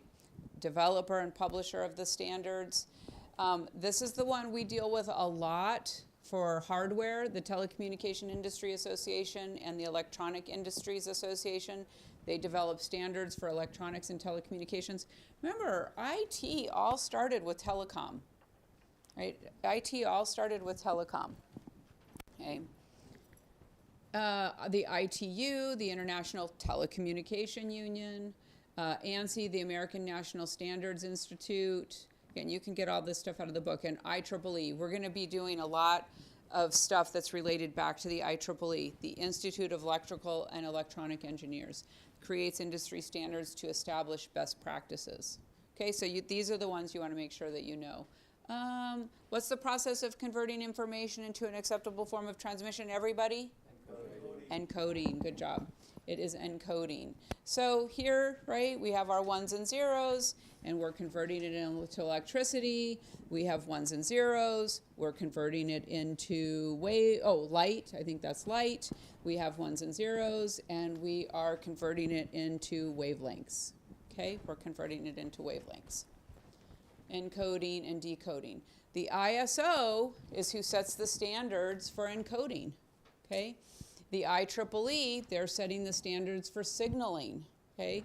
And again, that's the type of question it would be on the CCNA or whatever exam you're taking through CompTIA maybe. It would be like a signaling standard needs to be set at the physical layer for Ethernet cable. Who would do this? That's the way the question is going to be worded. It's not going to say who sets the signaling standards. The question is going to be related to something on that layer, and then you need to know the standard, okay? That's why, again, it's not like they're going to just give you this easy, or they'll give you worse. They'll give you a matching. The matching questions on the CCNA are very, very difficult. On the CCNA, no, I think it's gone up to, I think there's 93 questions. Yeah, there's more now because it used to be 2 separate exams. Now there's 1 exam and there's more questions. Yeah. 3 basic forms we already know, right? We have copper, we have light, we have wireless. We know this. So copper is susceptible to what? Electromagnetic. And RFI, EMI and RFI. Okay, so we know that. It's important to know the terminology around bandwidth, okay? And remember, it's not a measurement of time. Sometimes people think that it's a measurement of time. It's actually the number of bits that are transmitted over the media over a given length of time. So we're really measuring bits, how many bits can go across over a given, right? Because it's like megabits per second. So how many bits per second can go through that media? All right, so 100 megabits is a bigger pipe, more goes through it. And good job, Rosalind was asked the question, what are all the different categories and the different speeds? And she had it, right? She did really good. So I can tell, that's the type of thing, again, it's rote memorization. Okay, let me add something else. So it's just memorization, right? But when we start doing labs, when you're looking at the commands, look and see how many megabits, right? What's in the storage? How fast is a fast Ethernet? Those are the things that starts to make the memory connection so that it's easier to know. And that's the kind of thing where if you don't have to just memorize it, it'll make more sense when you have to answer questions about it or do it out in the field, right? So everything we're doing, I want you to see, what can I connect it to? When I do a lab, what can I connect it to? What do I know about this cable? What do I know about a fast Ethernet interface? What do I know about a gigabit interface? What is the speed? Always make connections. That's how you learn it so that you're not having to struggle to recall it, okay? Right, bits per second. So here's our breakdown. And then we can look at, we've got Cat3. Do we use it? No. Right, no. Cat5? Little bit, not very much. Cat5e? What's the speed for Cat5e? 10 gigabits. I don't think it's 10 gigabytes. What is it, Rosalind? What is it? 1,000 for 5e, for 5e. And then Alec, what is it really? That's 1 gigabyte. Yeah, 1 gigabyte, not 10. Did you say 10? I did say 10. Okay, I was like, yeah. Yeah. What's 10? Which one gives us 10? 6 and 7? Not 6. 6A. 6A and 7. What gives us 40? 8. 8. Okay. Sounds crazy. So it's a good idea to know these terminologies. So let's do a matching here. Latency. Where does latency match up to? The middle one. Let's see. The amount of time for data to travel from one given point to another. Do we agree? Okay. It's a measure of time only, right? It's measuring time only. How about good put? The bottom one. Let's see, the measure of usable data transferred over a given period of time minus the overhead, right? Minus the overhead. And that's the explanation that Camden gave earlier that was so good about throughput, is it includes everything, everything. And let's just talk about, like, what do they mean by overhead? Okay, I'm going to give the best example that I think that we might be able to relate to. It'll make a lot more sense in 150. But has anyone ever used a VPN? Yes. Okay. So have you noticed how a VPN can slow down, you know, anything that you're trying to download or upload or access, it can slow it down? Okay. That's because a VPN requires a lot of overhead. So a lot of those gigabits or a lot of those bits that are trying to move through, they have to be used to keep the VPN working and keep the VPN open. That's overhead. That's not bits that's actually being sent through the VPN to look at the browser or to access the browser. It's holding the space for the VPN. That's overhead. That's overhead. Now, when we start learning in 150, we'll start learning about like dynamic routing protocols. We'll start learning about STP and BPDU. Well, all of those use a little bit of overhead. They all use a little bit of overhead, okay? So all of that starts to take up some of the bits, okay? And that can slow your network down. That can slow your network down. All right. What are the 3 different copper cable types? UTP, STP, and So coaxial, coaxial, UTP, STP. So unshielded twisted pair, shielded twisted pair, and coaxial. Okay, so we're going to take a look at a couple of these here in a minute. RMI and EMI and RFI, we've already talked about that. That's what it does. It messes up your signal.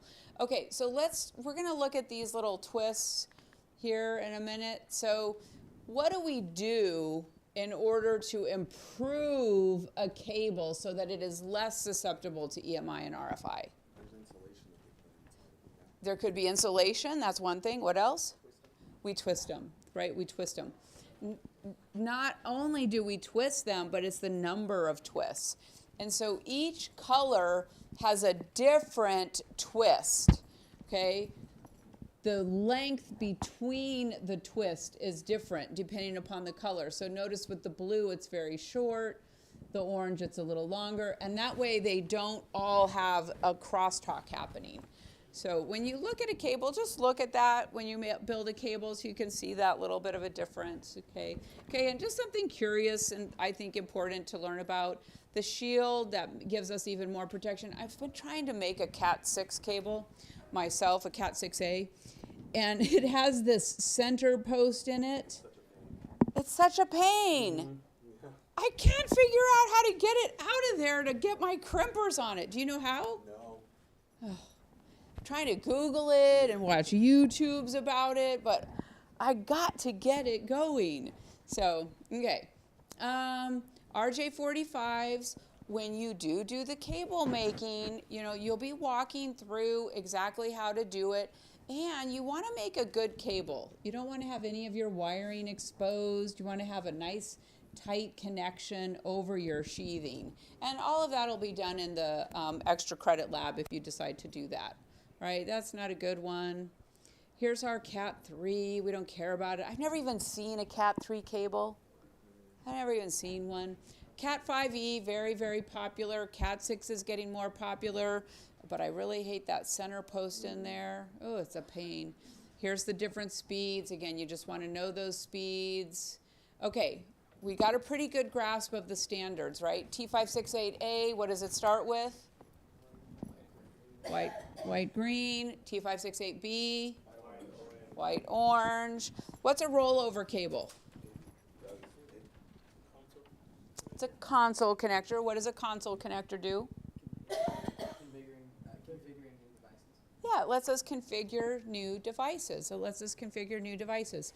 Okay, so what I want to do is let's take a break, and then when we come back, we're going to look at some cables. Okay, we'll take a look at some cables. So it is 3:08.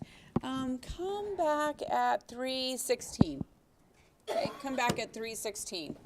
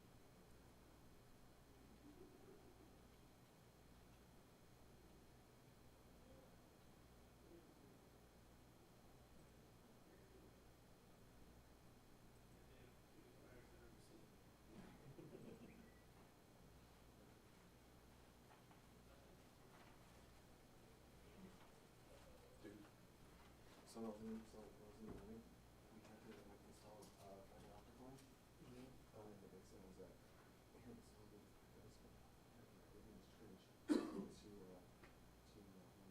So I gave the wire to the lieutenant. I was like, alright, sir, so here's this end. You have to run it out to the microwave lieutenant. And he goes, alright, cool. So I turn around and I'm doing wire cuts and stuff like that. I turn back around. And he has a tighter, like, in a bow tie, on a quad. And he just takes off. I was like, he just broke that entire spool of cable. So doesn't it break easily? Oh yeah. Yeah, and so when he got there, I tried to tell him, what do you do? And he's like, no, tell me what to do. And so then I went back and told my boss, I was like, hey, guess what? So cable's getting ran, it's not gonna work. What do you mean you told him? And so by the time he got back, his boss was like, oh my god. But he was kind of has it all over there. Jesus Christ. It's got another set up. Yeah. Was that like for internet for the home is for you guys too? Yeah, yeah. Yeah, because all we had was, I had a site. We have a microwave tenant, and I came into,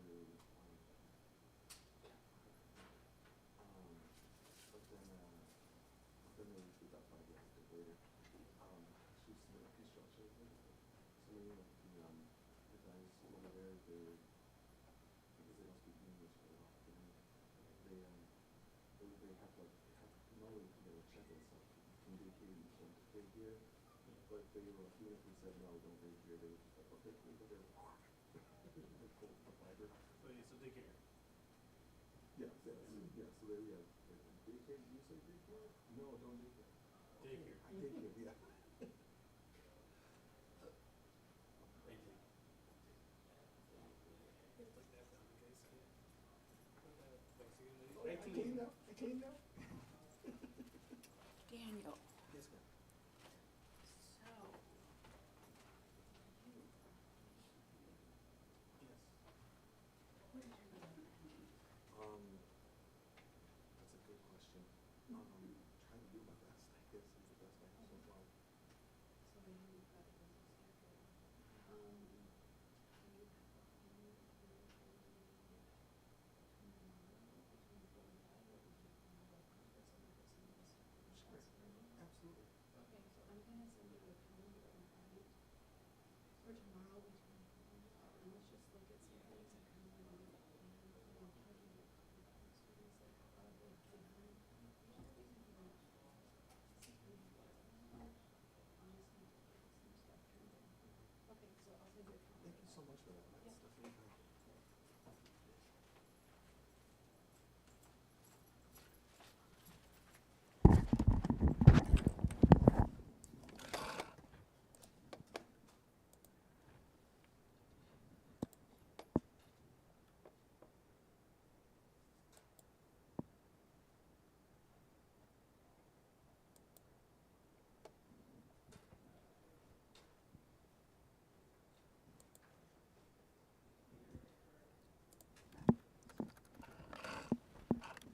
And that'll be virtual. It's not a virtual.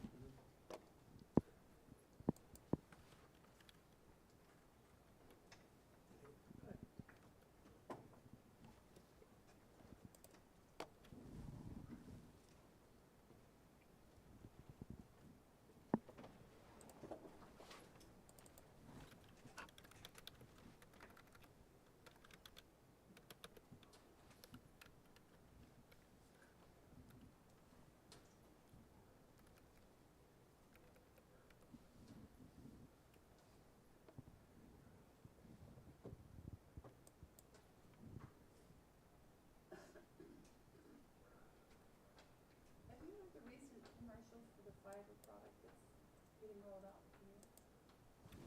I haven't.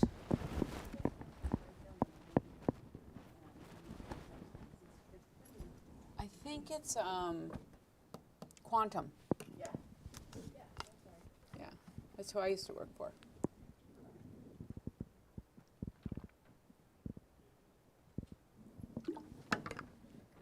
They bought Lumen.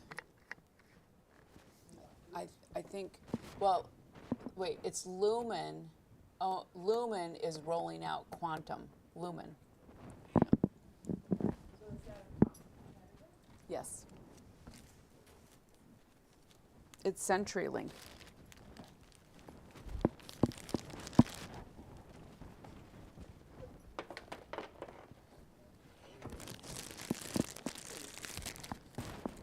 From 2009 to 2013.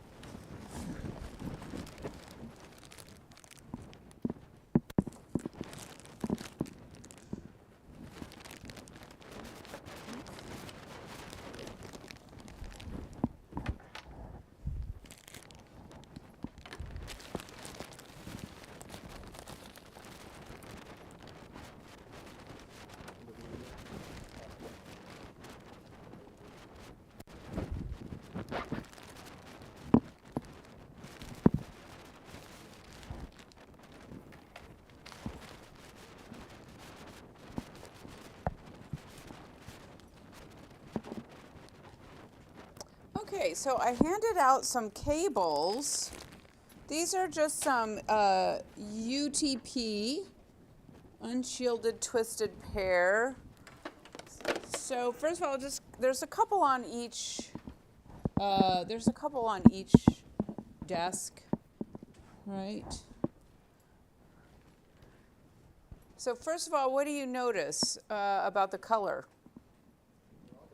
They're all different. So how do I know what this pink cable is? I got to look at the ends, right? I got to look at the ends. Now, if we had a cable tester, we could tell with a cable tester too, okay? But you really can't tell. So what I want you to do is let's just, take a look. And I don't know if everyone has one, you might have to share. But if you look at the ends, and it depends. Like you can see it, if you look at the clip side, that's like the right way to look at it. But sometimes it's easier to see from the flat side. It just depends on what type of RJ45 they have on the end.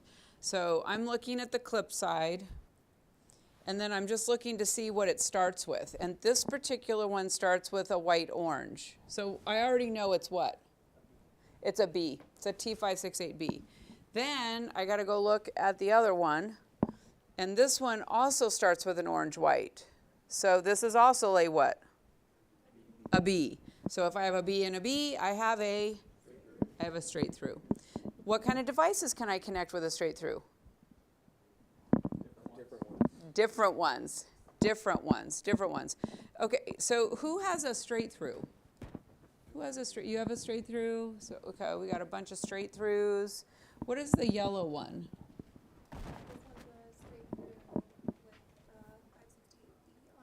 Okay, so that one's a B as well. Does anyone have an A, a T568A and an A? They're not as common. They're a little harder to find. Okay, and then, all right, who has a crossover? Crossover, okay, crossover, and let's see. So what are your ends? One end is a T568. Okay. Exactly, a T568B. So that makes it a crossover, okay? So it's always just best to look. It's best to look. Now again, in our lab, we're not playing any tricks, If it's yellow, it's a crossover. If it's blue, it's a straight through. And for the most part, it will always be that way. One time I did have somebody, like they found a blue cable someplace, I don't know where, and they just put it in there, and it happened to be a crossover cable. And the person didn't know the difference. They're just like, oh, blue cable. Look, there's blue cables. I'll just hang it up. But it's always a good idea, especially if you're out in the field, unless whatever company you work for, they'll usually have a standard, like we use this and that, just like we do here. But if you're a contract employee and you're going to lots of different environments, you might have to pay close attention to what they do, okay? And then, Pam, in the lab, what kind do they make, a crossover or a straight through? A crossover, okay. So yeah, you'll make a crossover.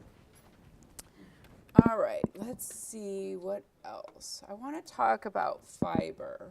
Oh, this is what they're doing. This is what their jobs are. So on the 568A, the green, these are the receivers. And then the signal is sending when it's the orange. The DC power, the blue ones are really not being used unless you're doing power over Ethernet. Okay, and we don't really do power over Ethernet. And then here's our other sender, split over the blues. And then also, this is for DC power, which is for gig service. And the brown ones are mostly not used for what we're doing, okay? Because we just don't have, we're just not running that type of speeds in here, okay?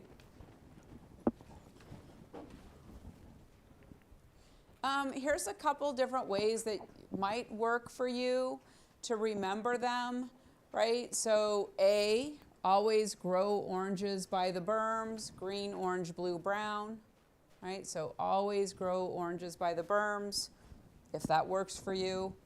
If you just practice memorizing it, it'll stick.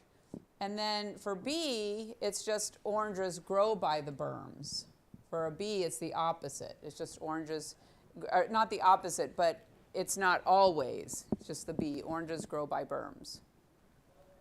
Okay. Now a rollover cable. Who has a rollover cable? Someone has a rollover cable. Rosalind, I think you have a rollover cable. So Rosalind has a rollover cable, and it looks very similar to the one that we were looking at the other day, that I have, this red one. A lot of times rollover cables will be ribbon cables. They'll be flat. Not always. If you remember in there, we had the little brown green ones, okay? But a lot of times a rollover cable will be flat. It'll be a ribbon cable. And the colors are literally rolled over. There's no splitting of the colors. They are rolled over. So they're exact opposites of each other, okay? They're exact opposites of each other. And why do I use a rollover cable? To configure my, this is a participation time, to configure my devices, thank you, right, to configure my devices. When you do the lab, you'll also have a chance to use a wire tester. All right, let's talk about some fiber optic, okay? So let's talk about fiber optic. So we know it uses light, right? It's not as common, although it's becoming more and more common, okay? It's really good for a lot of different things. There's no EMI, no RFI. We've already talked about all that. It's used for long haul wiring, like under the ocean, to go from country to country. I don't know if any of you ever seen that. It's very interesting. To look at a map of all of the cable that goes under the ocean in order to connect the countries together. And there's different types of fiber optic, single mode and multi-mode. There's different things that make them different. So single mode, what kind of light is single mode going to use? Laser, because it's got to push it further, okay? And multi-mode uses LED, okay? And also the cladding is going to be different. Because of the laser, the cladding and the core are a little bit different depending upon whether you're using single mode or whether or not you're using multi-mode. The core is going to be pure glass. That's how the light is able to be transmitted. Cladding, it's glass that surrounds the core, and that cladding it's keeping the light centered into the core so that it doesn't disperse. A problem with fiber optic cable is dispersion, and that's why it doesn't like a bend, because if you bend it, the light can disperse out of it, Let's see, glass core, we talked about that. Fiber optic cabling being used for 4 types of industry, enterprise networks. All of our stadiums are wired with fiber optic. My house is with fiber optic. Long haul networks that are going under the ocean and across countries, and then submarine cable networks. All right, this is what I want you to know. It's important to start learning to identify the different types of connectors. Again, over the last several years of the CCNA, starting in about 2017, they're asking questions about the fiber optic connectors, and I'm sure it's because it's becoming more and more popular out in the field. So you have to know what those are. So let's just take a look at these, and I'm going to give you a little bit of, maybe what would help to remember them.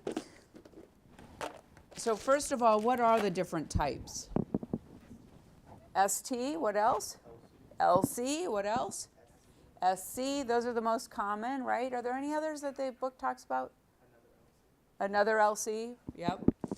Okay, so for multi-mode, right, we have the ST. This is the most popular type of connector. Now, the way I remember it is, first of all, it looks like a coax a little bit, right? It looks a little bit like a coax cable, but it has a straight tip on it. Now, all fiber optics have a little tip, but STs have the longer tip. So I just think of it like straight tip. That's how I remember it, is I think straight tip, okay? Straight tip. And you're gonna see that on multi-mode. What do we know about multi-mode? It doesn't go as far. It's LED most likely. It's a little bit less expensive than single mode. So ask yourself, what's everything I know about the multi-mode? What's everything I know about ST? Say it again. Is it larger core? Not single. A larger core is on the multi-mode. Single mode has a smaller core because it's got to push it further. Yes. Yes. Yep. So good. Like everything you know about it. Perfect. And then we've got these LC connectors. Okay. They can be multi-mode or single mode. Okay. We also have duplex multi-mode and single mode. And I'll show you a picture of that, and then I think I have some example. Now, LC actually stands for a lucent connector, but sometimes I remember it as little connector or a little clip because they have clips on them. They have clips on them. So let's get some samples here. Let's see. All right. So what are these? SD.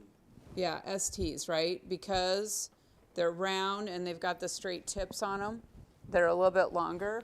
So these are STs. Okay, these are STs. And then let's see if we can find a little clip, an LC. Little LC. Here we go. Here's a duplex LC. Okay, so little connector or little clip. And see, there's a little clip on this. So there's a little clip. And this is a duplex one because there's two, right? There's two. So I'll pass this around. This is, again, a little connector, little clip. It can be used for single mode or multi-mode, okay? And it's got that little clip. And this one is a duplex because there's two.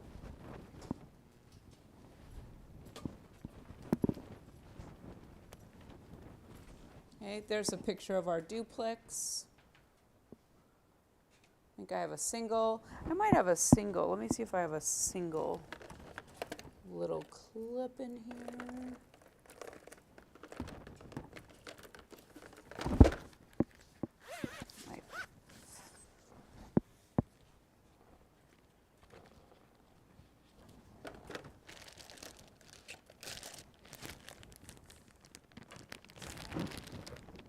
Here's my bag. Here we go. Got a nice single little clip.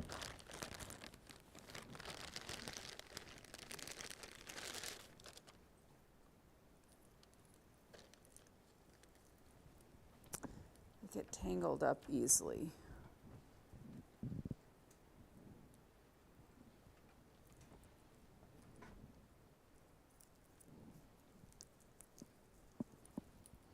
Again, just here's an example. It's got the little clip, so it's an LC, right? It's an LC. Let's see, what have I got right here? What about this one? ST, right? It's got the little cap to keep it clean. Literally, the glass is right inside there, okay? All right, let's see. Then what else have we got? Now, single mode, okay? So the first ones were for multi-mode.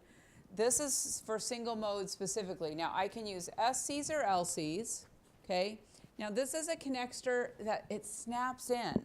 It snaps in. So again, that might be a way you can remember it. It's also square, but a lot of them are square. So you can't necessarily think square connector. But an SC, it snaps in. It's a little bit more like our regular cables, but it's square and it snaps in. It's got a little tip, and it's going to snap in. It's going to snap in. I'll pass this one around if I can get it loose out of here. Very difficult to work with. There we go. So here's a nice SC. Okay, there's a nice SC. Let's see. Again, we can do a duplex or a single. okay, a simplex. The one I'm passing around is a simplex, but they come in both duplex and simplex. They're in different sizes, so the one I'm passing around is this size, a little bit larger. Okay. And then we have patch cords. So we have patch cords, and I have a patch cord testing set. Okay. So what is the yellow for? What is the yellow for? What is the yellow? Which one? Single. And orange? Multi-mode. So when you're looking, now for a lot of these are all different colors, but when we're talking about the actual patch cords and for testing, you're going to either be using the orange or the yellow. Okay, you would be using the orange or the yellow. Okay, and the patch cord allows us to connect two different end types. Okay, so here's our SC to SC multi-mode patch cord, our LC to LC single mode. Okay, and that's what I have right here. I can pass around, and there's actually some in here. What have I got in here? Oh, I've got an ST. Got a couple STs in there. And an S, and I think an SC. Yeah, a couple more. So I can pass this around. You can take a look at it. Again, just the different, make sure you know the colors for the patch cables and the tips. Okay, pass that around. Okay, did everybody take notes on this? Because we'll be doing an assignment that's related to these ends. So you want to make sure you have it in your notes.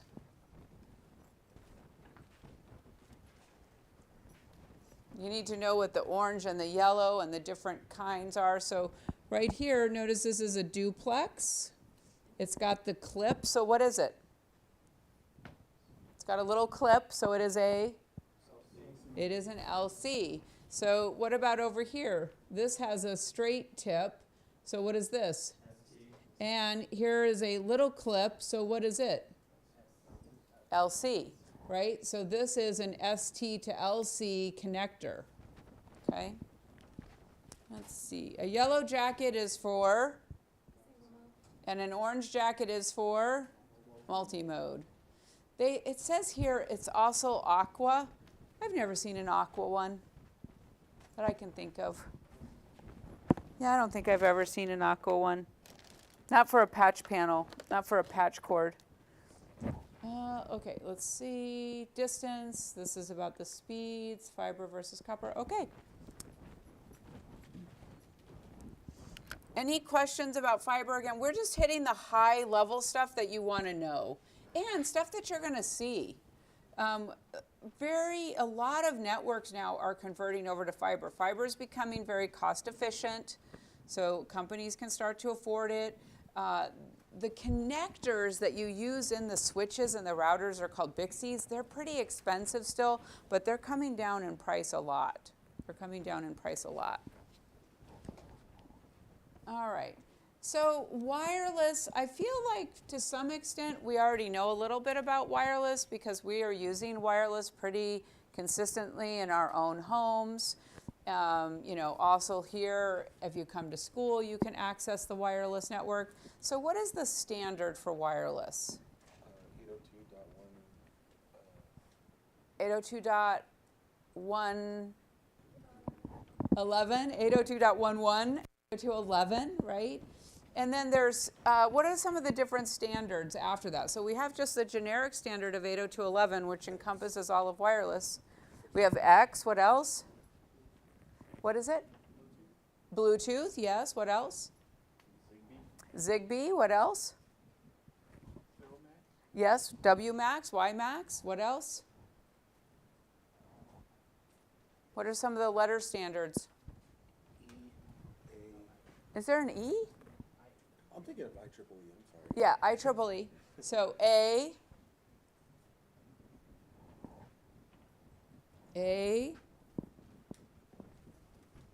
What are some of the others?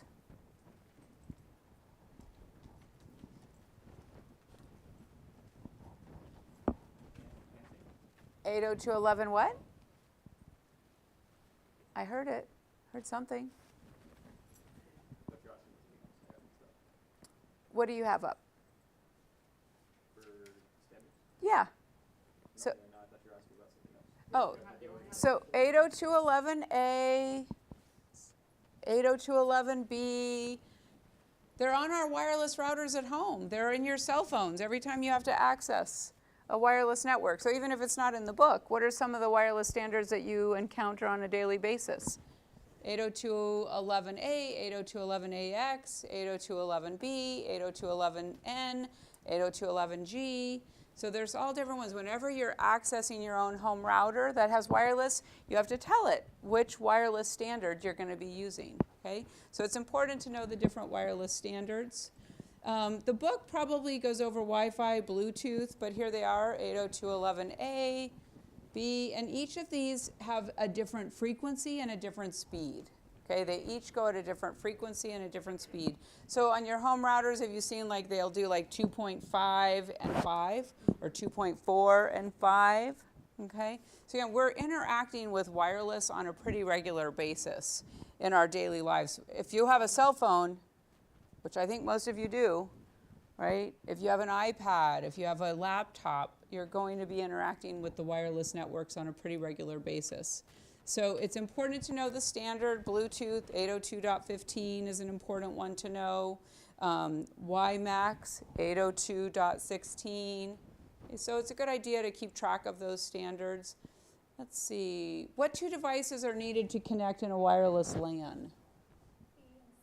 Yeah, so we need an access point, and then, an access adapter. I think a wireless NIC adapter.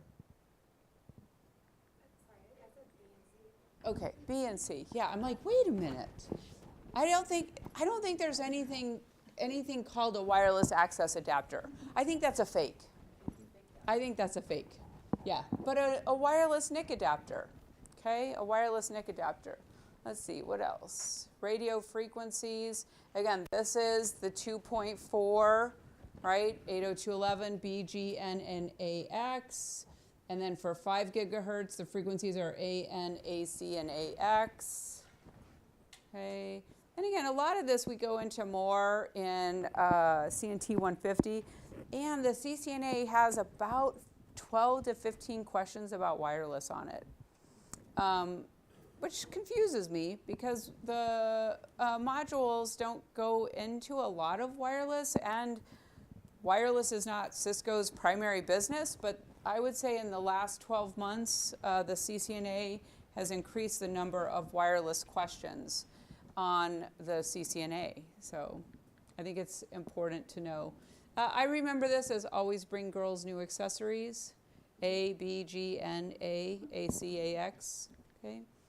So again, we'll go over this more in 150. They're just different ways to remember it.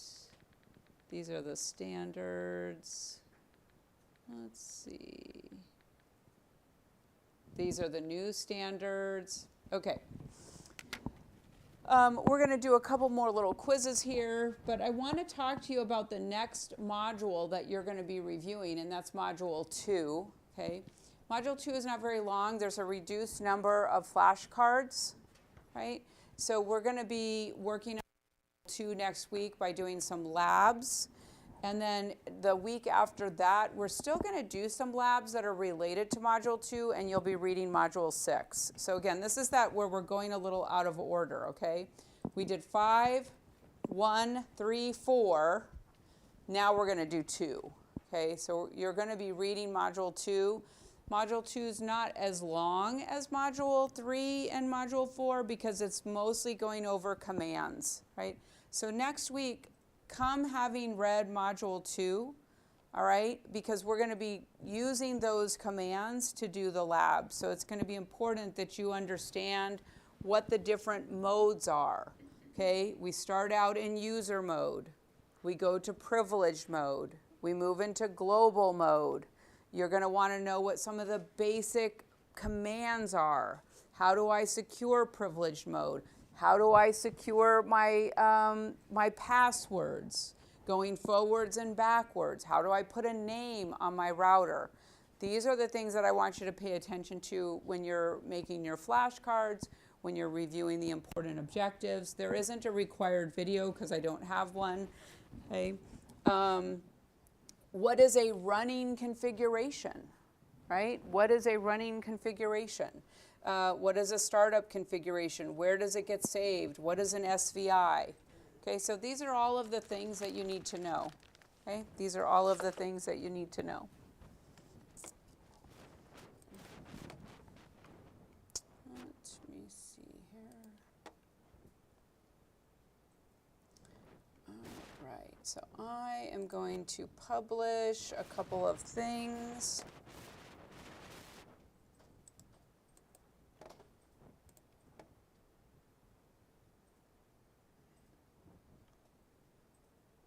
Okay, so there is a matching game in there.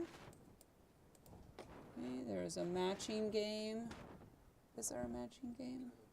Hold on, there is not a matching game. Let me do something here. Then there will be a matching game.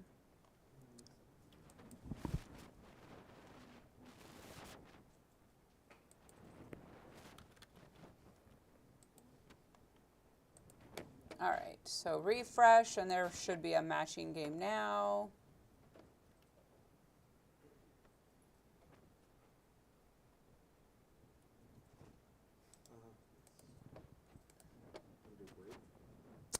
I think so, yeah.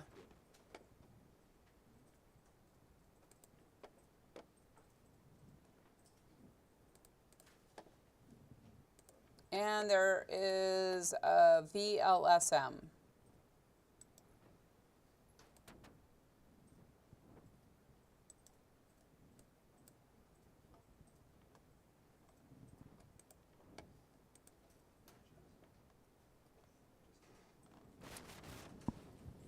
So do the VLSM and do the matching game.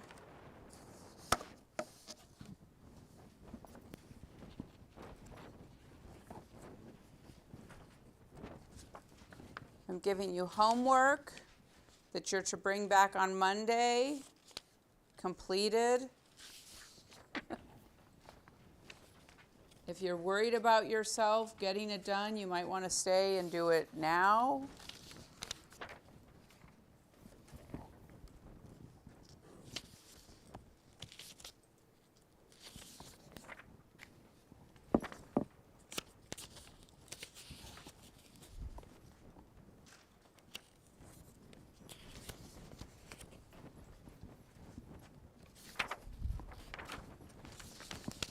Okay, so before you leave, make sure you get the VLSM done and the matching pairs. This sheet you're bringing back on Monday.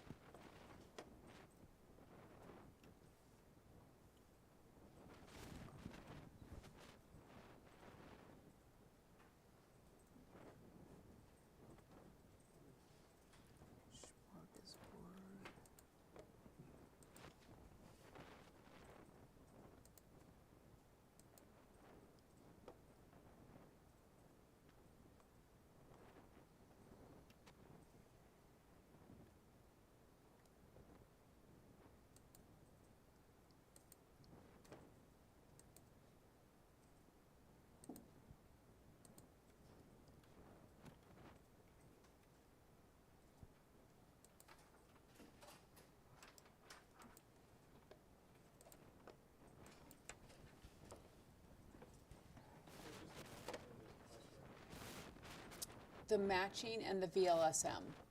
The crossword is due Monday when you come to class. If you want to get it done early, that'll be great, but it's due Monday when you come to class.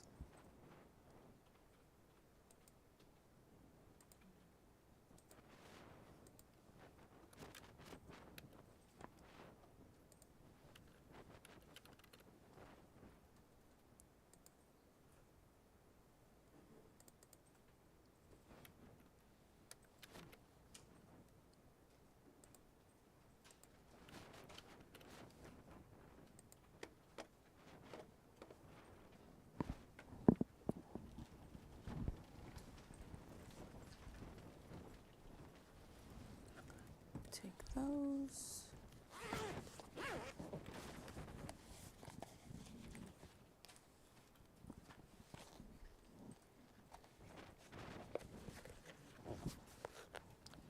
If you have a cable at your desk, when you walk out, can you just set it on the end of the back desk so that Pam and I can put them away?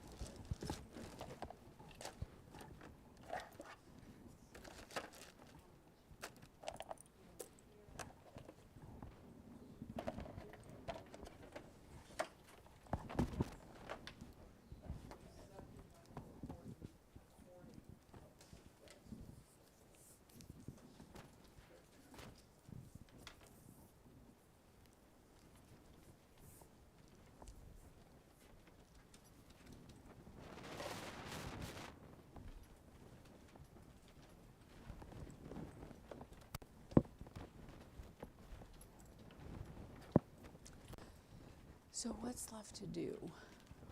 All the addresses, so are they all on PCA? No, because people are sitting at Okay. stations, yeah. And that's pretty much it. Okay, so PCA. Yeah, because Sam did the configurations. Would you just eyeball my cable, Yeah. please? And I did move the ports on.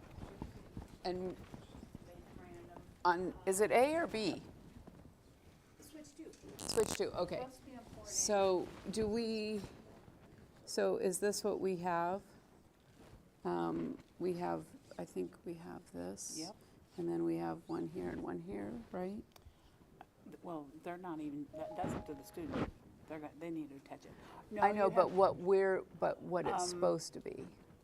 Because this is interview. two on switch A and one on switch B. Oh, two on switch Because you A? have FOA are 5 and 18, and this one's supposed to be 8, but it's 1. Okay, so 5, 18, and this is supposed to be 8. Okay, Supposed so to be they actually have two PCs over here, Yeah. not just, okay. Yeah. And then they've got, is this is a VLAN and this is a VLAN? Yep. Is it A, B, or 10, 20? 100 and 150, and 500 for the, this one. So 500 to 500. What's the third one? Maybe it's 100 over here, because it's the same, one of them's the same. Yeah, I'd have to look. Okay. Can't remember off the top of my head. But yeah, because I think we have 3 VLANs. Again, Yep. because I remember it's pretty much the same as the skills project minus this one, you know? So, okay, so we need to get this, and this on there. That's what me and Viviana will focus on. On PCA, all you need to do with this, well, you're going to have them assign the PCs, the addresses, right? I don't know, do we? Actually, you tell them to pick the address within the proper VLAN. Here, let's look at Yeah, that. here, let me. When you're done, you're free to go. If you have cables at your desk, if you would just put them on the back desk as you walk out.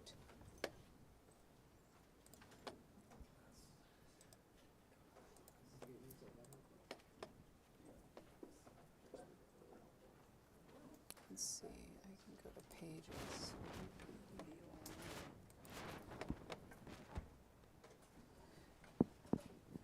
Because we could even probably give them the addressing and they can do it and they probably won't pay any attention either if it's putting the wrong address on there. Yeah, that